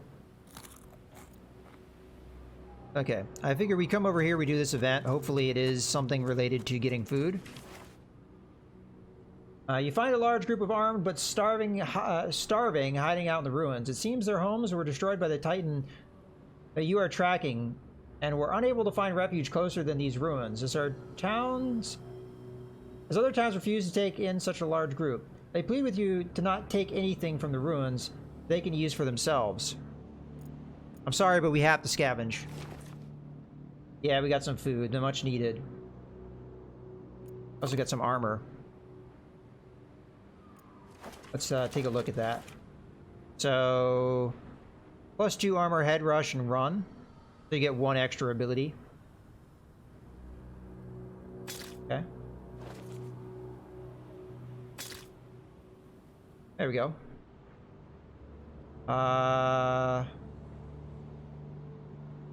Defensive stance versus armored advance. I'd much rather have armored advance. Okay, we have not a lot of food. We might even want to rest before we go into the cave, too, because I don't like burning through the food, but we're going to get tired if we don't. Oh my god.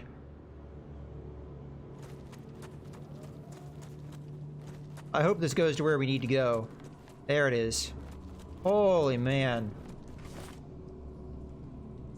Starving is a real problem in this game, which is why I didn't want to do harder difficulties.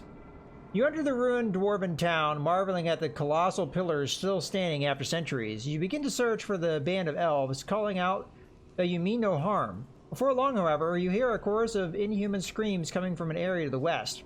The party runs in the direction of the sound, and after a few minutes of travel, you begin to hear more human-sounding voices and clear signs of battle.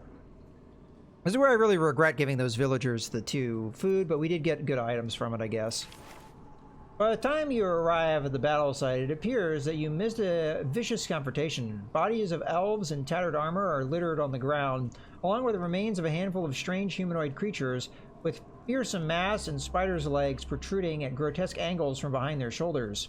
Only 2 figures remain standing, a battered elf slumped against a wall and one of the monstrous creatures who attacked the elves. The creature walks on 4 of its spidery appendages, human feet gliding a few inches above the ground. It hears you approach and quickly turns to face the group.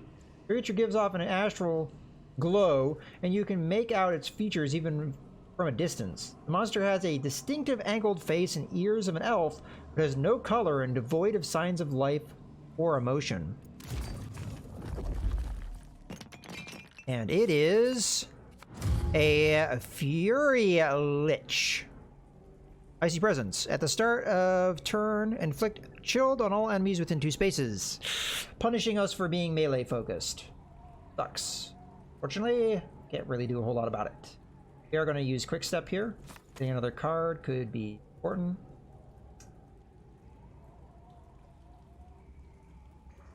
Okay, we're going to burn that because we're not likely going to get in range. Play that. Yeah, we definitely want to overload. Playing that for free.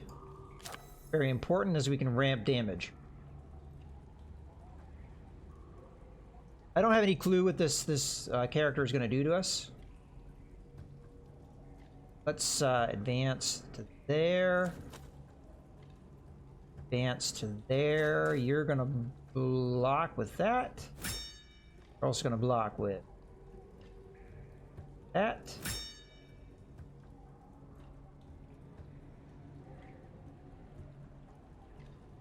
I don't really want this card, but we'll burn it next turn, rather than burn it now and have no use for it. Here's me crossing my fingers that they don't have any ranged abilities, but I have a feeling that they're a spellcaster. Placeholder. Okay. Magic attack. X to all enemies. X is equal to the number of active powers on the target times 2. So we're going to take 2 damage. Could be a summoner. By the way, this is a more significant enemy that we're facing. I mean, I think you guys figured that out yourself, but...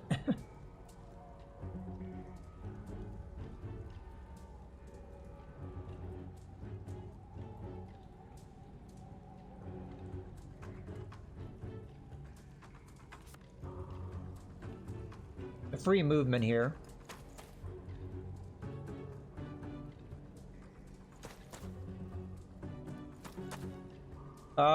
Oof. We could get in and attack, but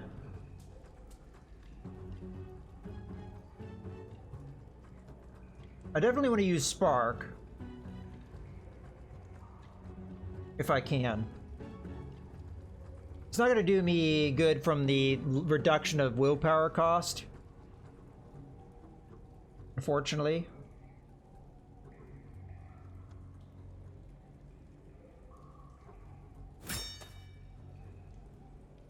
I really don't have a whole lot of attack powers here. I could run 1, 2, 3, 4, be up in its face. I could use the feint to get in. Use this character's feint to break the armor. Use the measured blow to do damage.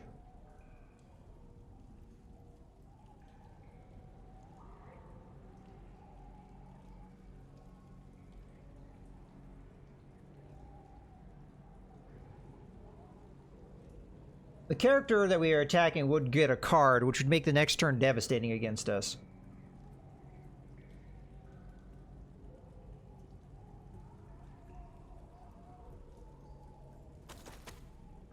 I'm going to use Feint to get in.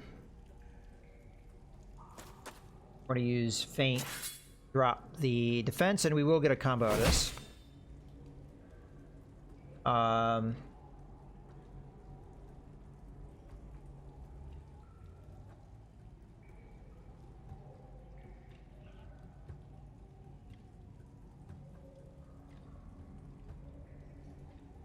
Maybe I should have moved in a different spot, because I may have been able to get my mage in and use the Draining Strike.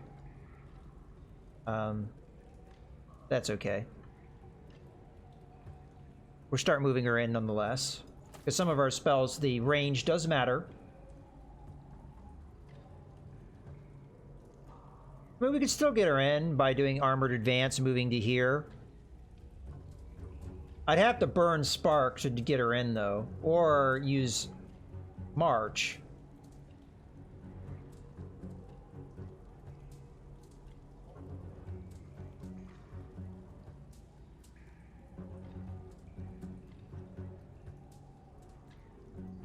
Wait, if I use March, I don't need to use the Armored Advance. I mean, I lose out on the armor, which sucks to a certain degree, but we could do more damage.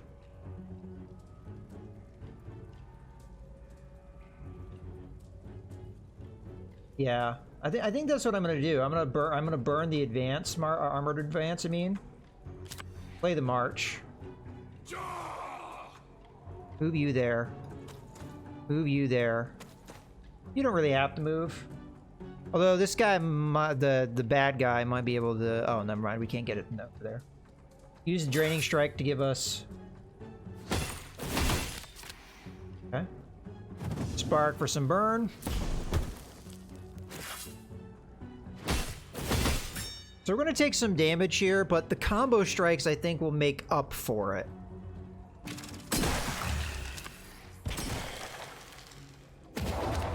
Ah. Pulled us away, huh? Ooh, -1 movement and all damage dealt. Well, that sucks.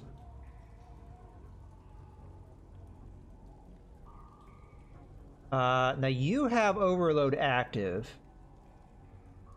We don't want you to get in close again, though, because it would limit the damage that you do. And if we lost Overload, that would be really bad. So, how do we want to do this? We could hang back. I mean, we don't really need to go in there. I mean, we got enough spells here that we can just bombard with spells and ramp damage. Opening Strike is pretty important. Let's get rid of Swipe.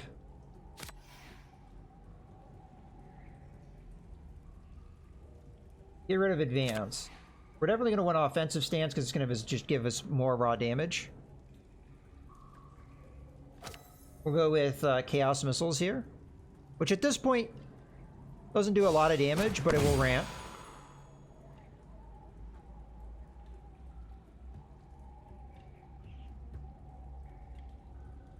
If I get in there and am able to do Opening Strike, it will give everybody a card, which might allow me to do more things.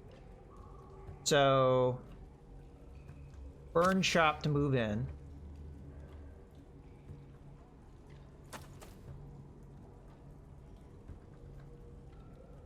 I have no choice to burn but to burn these two cards.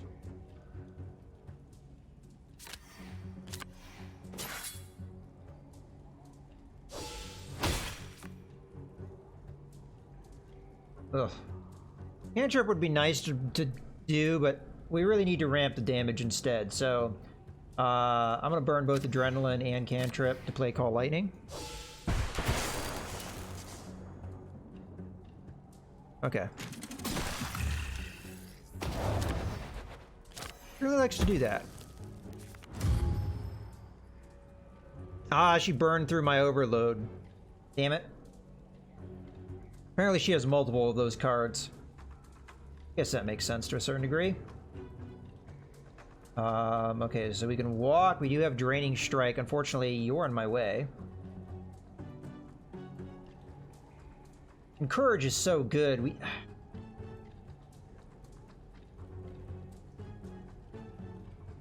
think I have to burn it, though. It's going to be too hard to play.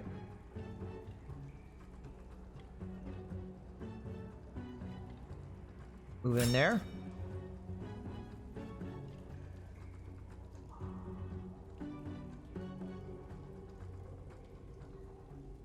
I'm not going to quite get in range, but I'll get Rally out.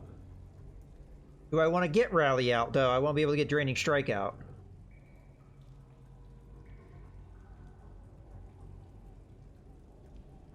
I have no ability to make her go in there more.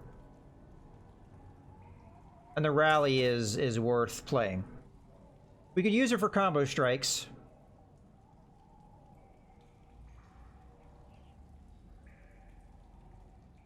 Which we'll get a decent number of this turn.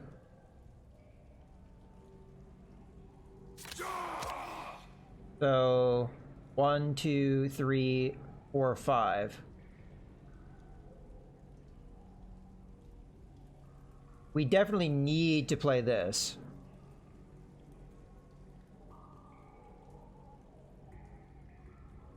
I think I may have to not play Inspire here.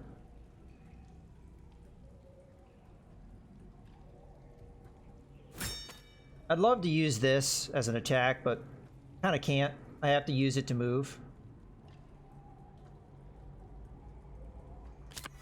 So I can get more combo damage here.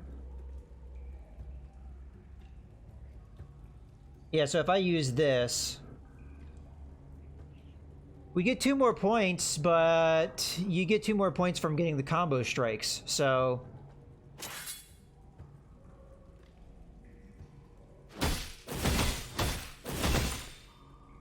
Okay, she lost whatever that was.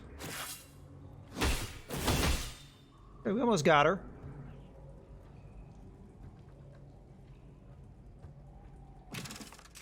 Everybody's gonna get frozen here.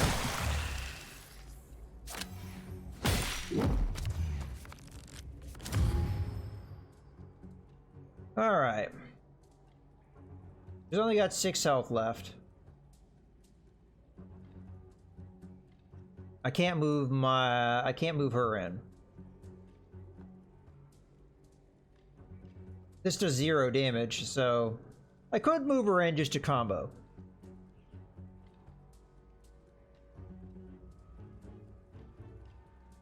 Alright. You move in. Or to use defensive stance to move in. Oh yeah, she's frozen. She's not going to be able to get in anyway. She can only move in too.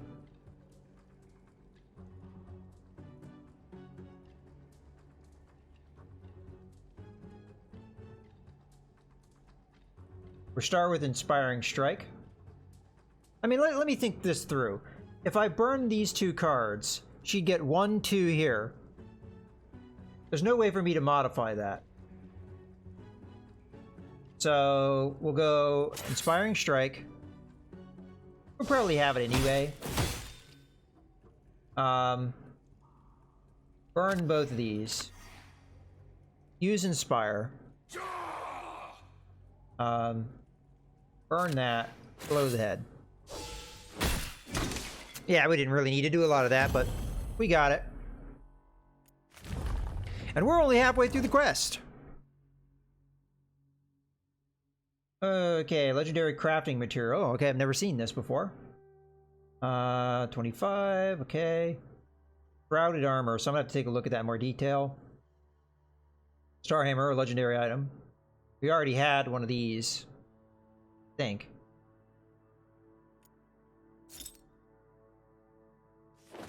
3 level ups. Inspiring Strike is definitely better than just normal swipe. Within 3 spaces, gain +1 to movement. Yeah, this is a no-brainer. Okay, we got 2 more level ups. Ursi. Windwalk instead of Advance, maybe. Yeah. And then...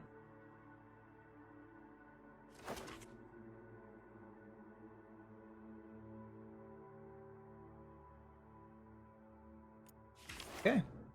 After the Fury is defeated, you approach the wounded elf, who is now curled up on the ground near a towering column. You approach him and offer some of your water. The man is initially wary of your approach, but is unable to resist or run away in his terminal state. You ask him for any information on the Titan that has already caused so much devastation across Ash. The elf listens carefully and confirms that the figure you saw is not a goddess, rather an abomination created during the Cataclysm. The elf introduces himself as Hitar and claims to have been a member of the ruling Council of Seven. I don't know what that is. The Council of Seven, the Elven ruling council during the living world. Exercise supreme authority over all elven affairs. And the living world is the world before the Cataclysm. The Ninsar elves, superior numbers, had 4 seats on the council, while the Makara made up the remaining 3. The members were theoretically nominated over every 200 years, although the composition of seats and council members had remained unchanged for close to 1,000 years prior to the Cataclysm. Aside from the council members and the rare few who chose to live outside society, elven civilization was egalitarian, with all Ninsar and Makara elves nominally equal. Okay, so he was one of those important members that didn't change for a long time.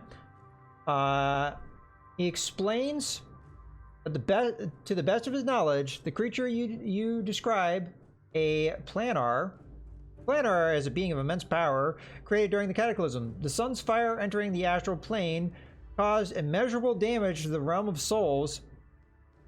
In some cases, warped and fused with confused souls to... I think there's a little bad English here. To form the planar, probably, I'm gonna guess. These beings are native to the astral plane, but have been known to manifest in the physical world as immense fiery titans, driven by a hatred of those who escaped the Cataclysm's fire, which was created when the elves created a conduit between the sun and the astral realm, and that his people were able to banish one such beast in the years following the Cataclysm. Despite your hunger to hear more, time is pressing, and all you really need to know is how to banish or kill such a monster. It explains that the planar can be rebound to the astral plane through an incantation performed by a powerful mystic or one of the soul scarred. Not sure I want to read all that. We'll just have to use our imaginations. Unfortunately, the details of the incantation has been lost to him for several decades. His people were driven from a surface town where they had previously settled by a colony of ratlings looking to expand. They had to leave many of their possessions behind to avoid bloodshed. He details a tome that would contain the incantation and directions to the town many days' travel from here. You can only hope the knowledge still exists. I sure hope so. So, go get book, go kill thing. That's pretty much what we have on our plate right now. Hitar gives you permission to raid his group's stores before leaving for your next goal. You're unsure if he will survive without aid.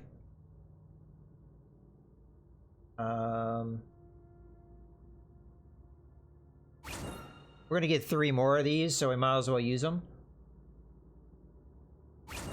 Okay.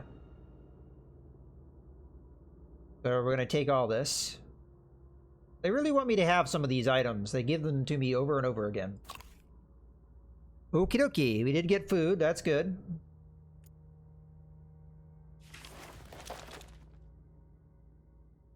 Now we have to go back the other way. And I don't know if going up this way is the way to get there. I'm going to assume it's not, because I know that I can go that way if I go out.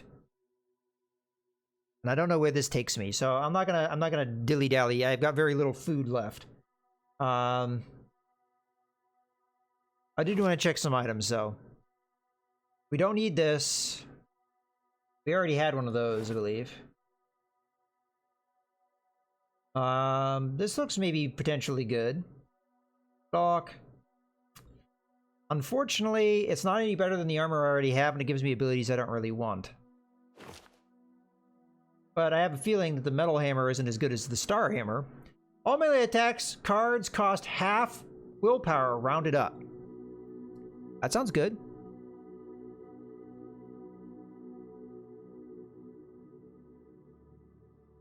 Yeah, that sounds really good. What's the downside? Usually these have a downside. Oh, it comes with a weakness. Okay. On draw, gain weakened and immobilized.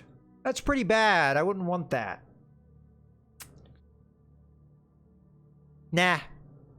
Nah, I'm sorry. We're not using that.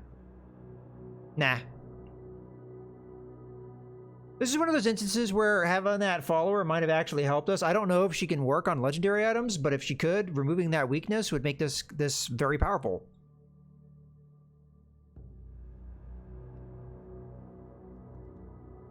Now we could give it to what's her face, but being weakened and immobilized, that seems a little too bad.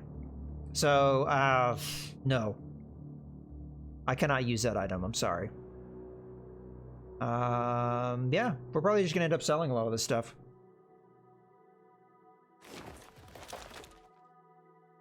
Alright.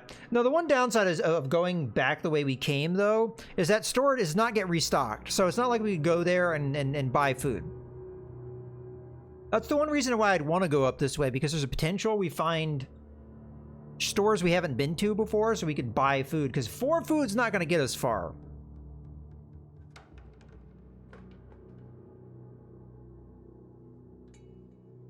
Then again, I have no idea where these caves go.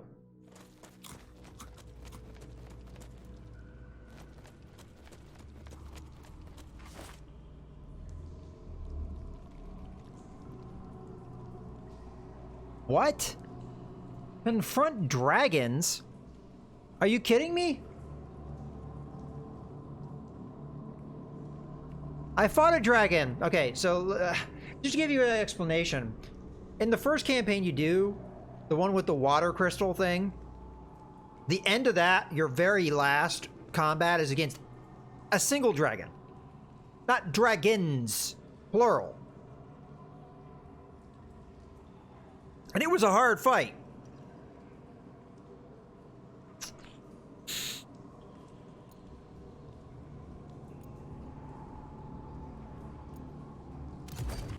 Sure, what the hell? Oh, you gotta be joking, there's 2 of them. These also punish you really hard. For being in close. Something that we do.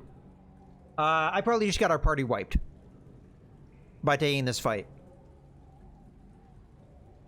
I thought surely they wouldn't pit us against multiple dragons. No, they're gonna pit us against multiple dragons. Remember that previous opponent we just fought? How much health they had? That's almost double it. And these things hit really hard. And they punish you really hard for being in close. Something that we do a lot of. Well, anytime we get this, we should play it. Because there's no cost, and it's just straight up good.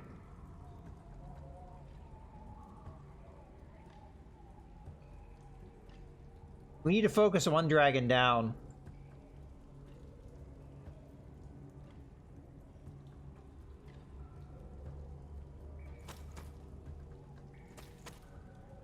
Not sure where I'm gonna move Ursi just yet. We have Windwalk, we have Spark. We're gonna try and focus on this dragon on the bottom, I guess.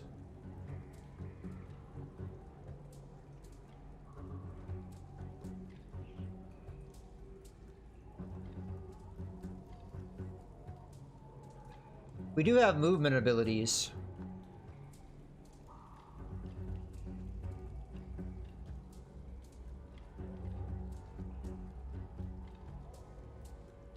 I think we sit tight here. So I'm going to use this. And I'm going to use Spark, which will have the cost of my next ability power, which I'm going to use this. Because this is not an attack power. It's just going to be raw burning damage. Which, I don't know. Do dragons take burning damage? Maybe.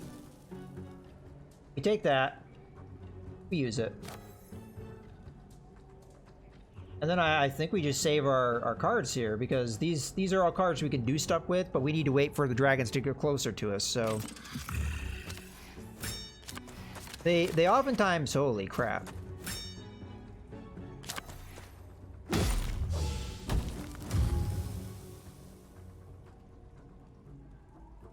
Did you see how far that thing moved? Thankfully, it did not hit me for a lot of damage, but... Yeah, I think we just died. That isn't a really cruel fight. Now, I know I could have escaped, but holy Christ.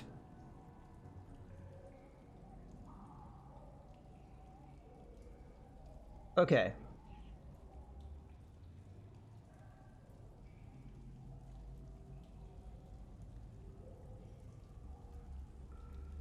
Okay.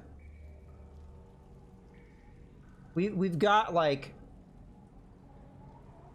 we've got a thing we can do. It's gonna be hard for me to combo this dragon because this person would need to move all the way over here. So they're probably just gonna end up having to hold the line to a certain extent.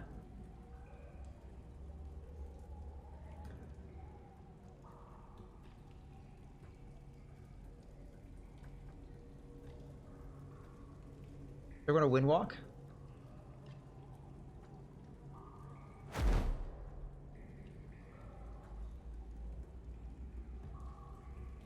We're gonna advance. Okay, so now the problem is we have to somehow summon enough willpower to do what we need to do.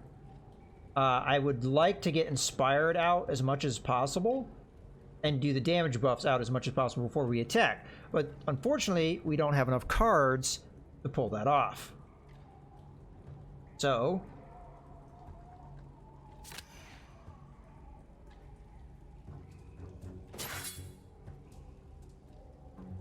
we do what we can do.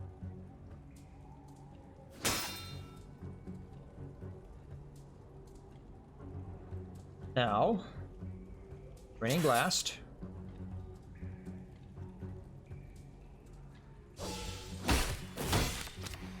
Okay.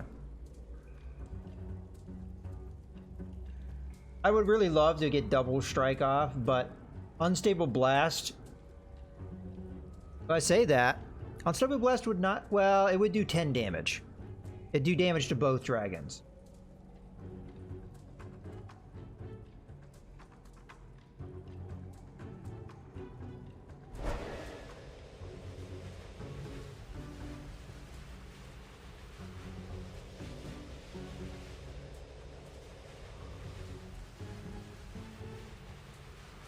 Let me think about this. So this is 6 damage plus 2, that'd be 8. This is 10 damage, but divided between the two dragons. 3 of which is going to get defended. So that would only be 7 damage actually sinking in.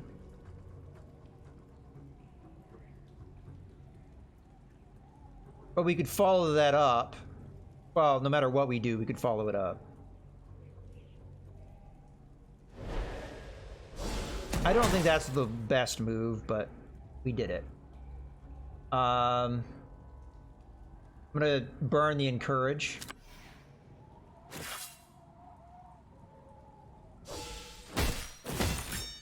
Okay. We're gonna get hit real hard this turn. I'm gonna save this because if we can get more combo stuff going, we could really pile up the damage perhaps, but we are going to take a lot of fire damage here.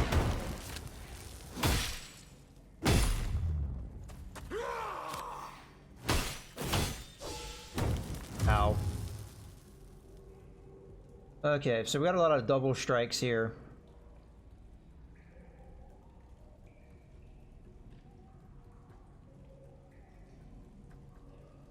I'm going to have to do call, I'm burned to call lightning here.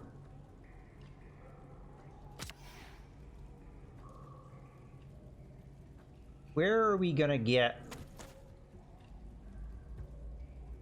burn that?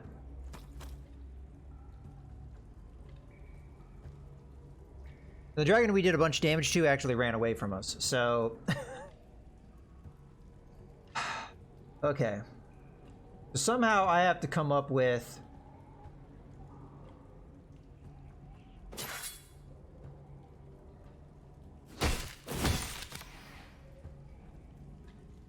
so if we do double strike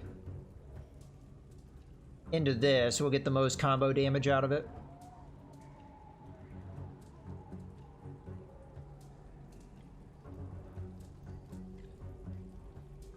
And then what would we do? I could probably get our other double strike off too.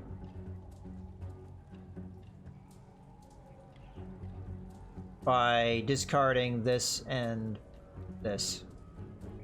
Okay. Oh, that's what we're gonna do.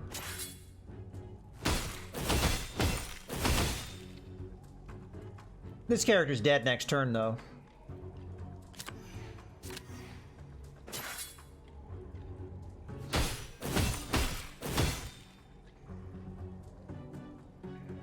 Maybe I should have burned that instead. Oh well.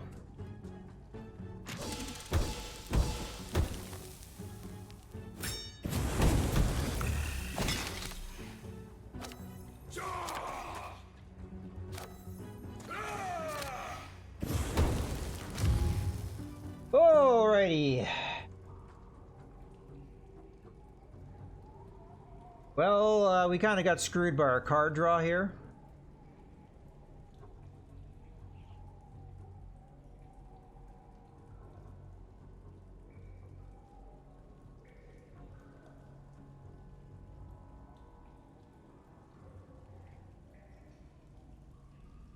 Yeah, we're dead. I mean, I knew we were dead, so... Oh well. I could roll.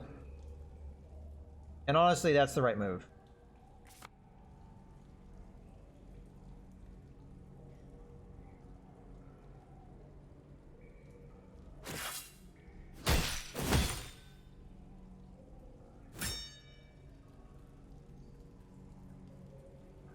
All right.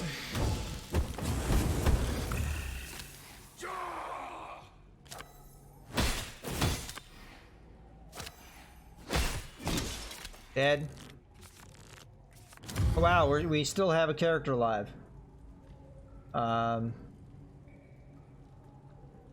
Move, then draw a card, sure. Rally to what end?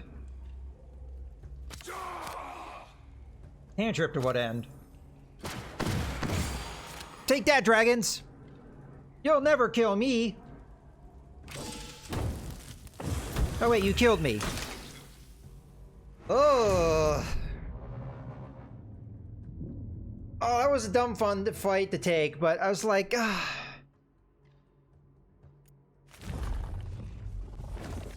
Under what circumstance would you win that? One dragon I could have taken, that's why I did it. I was like, for sure they're not going to be two dragons. For sure there's not going to be multiple dragons. It's just going to be one, because that's what would be fair.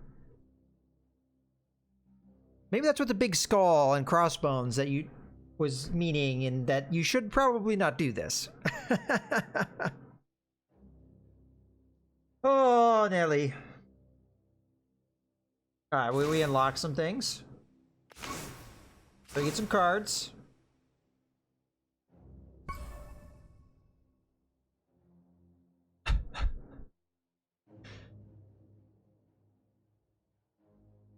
So if ever I see question mark by an event, run the hell away. Don't go anywhere near it.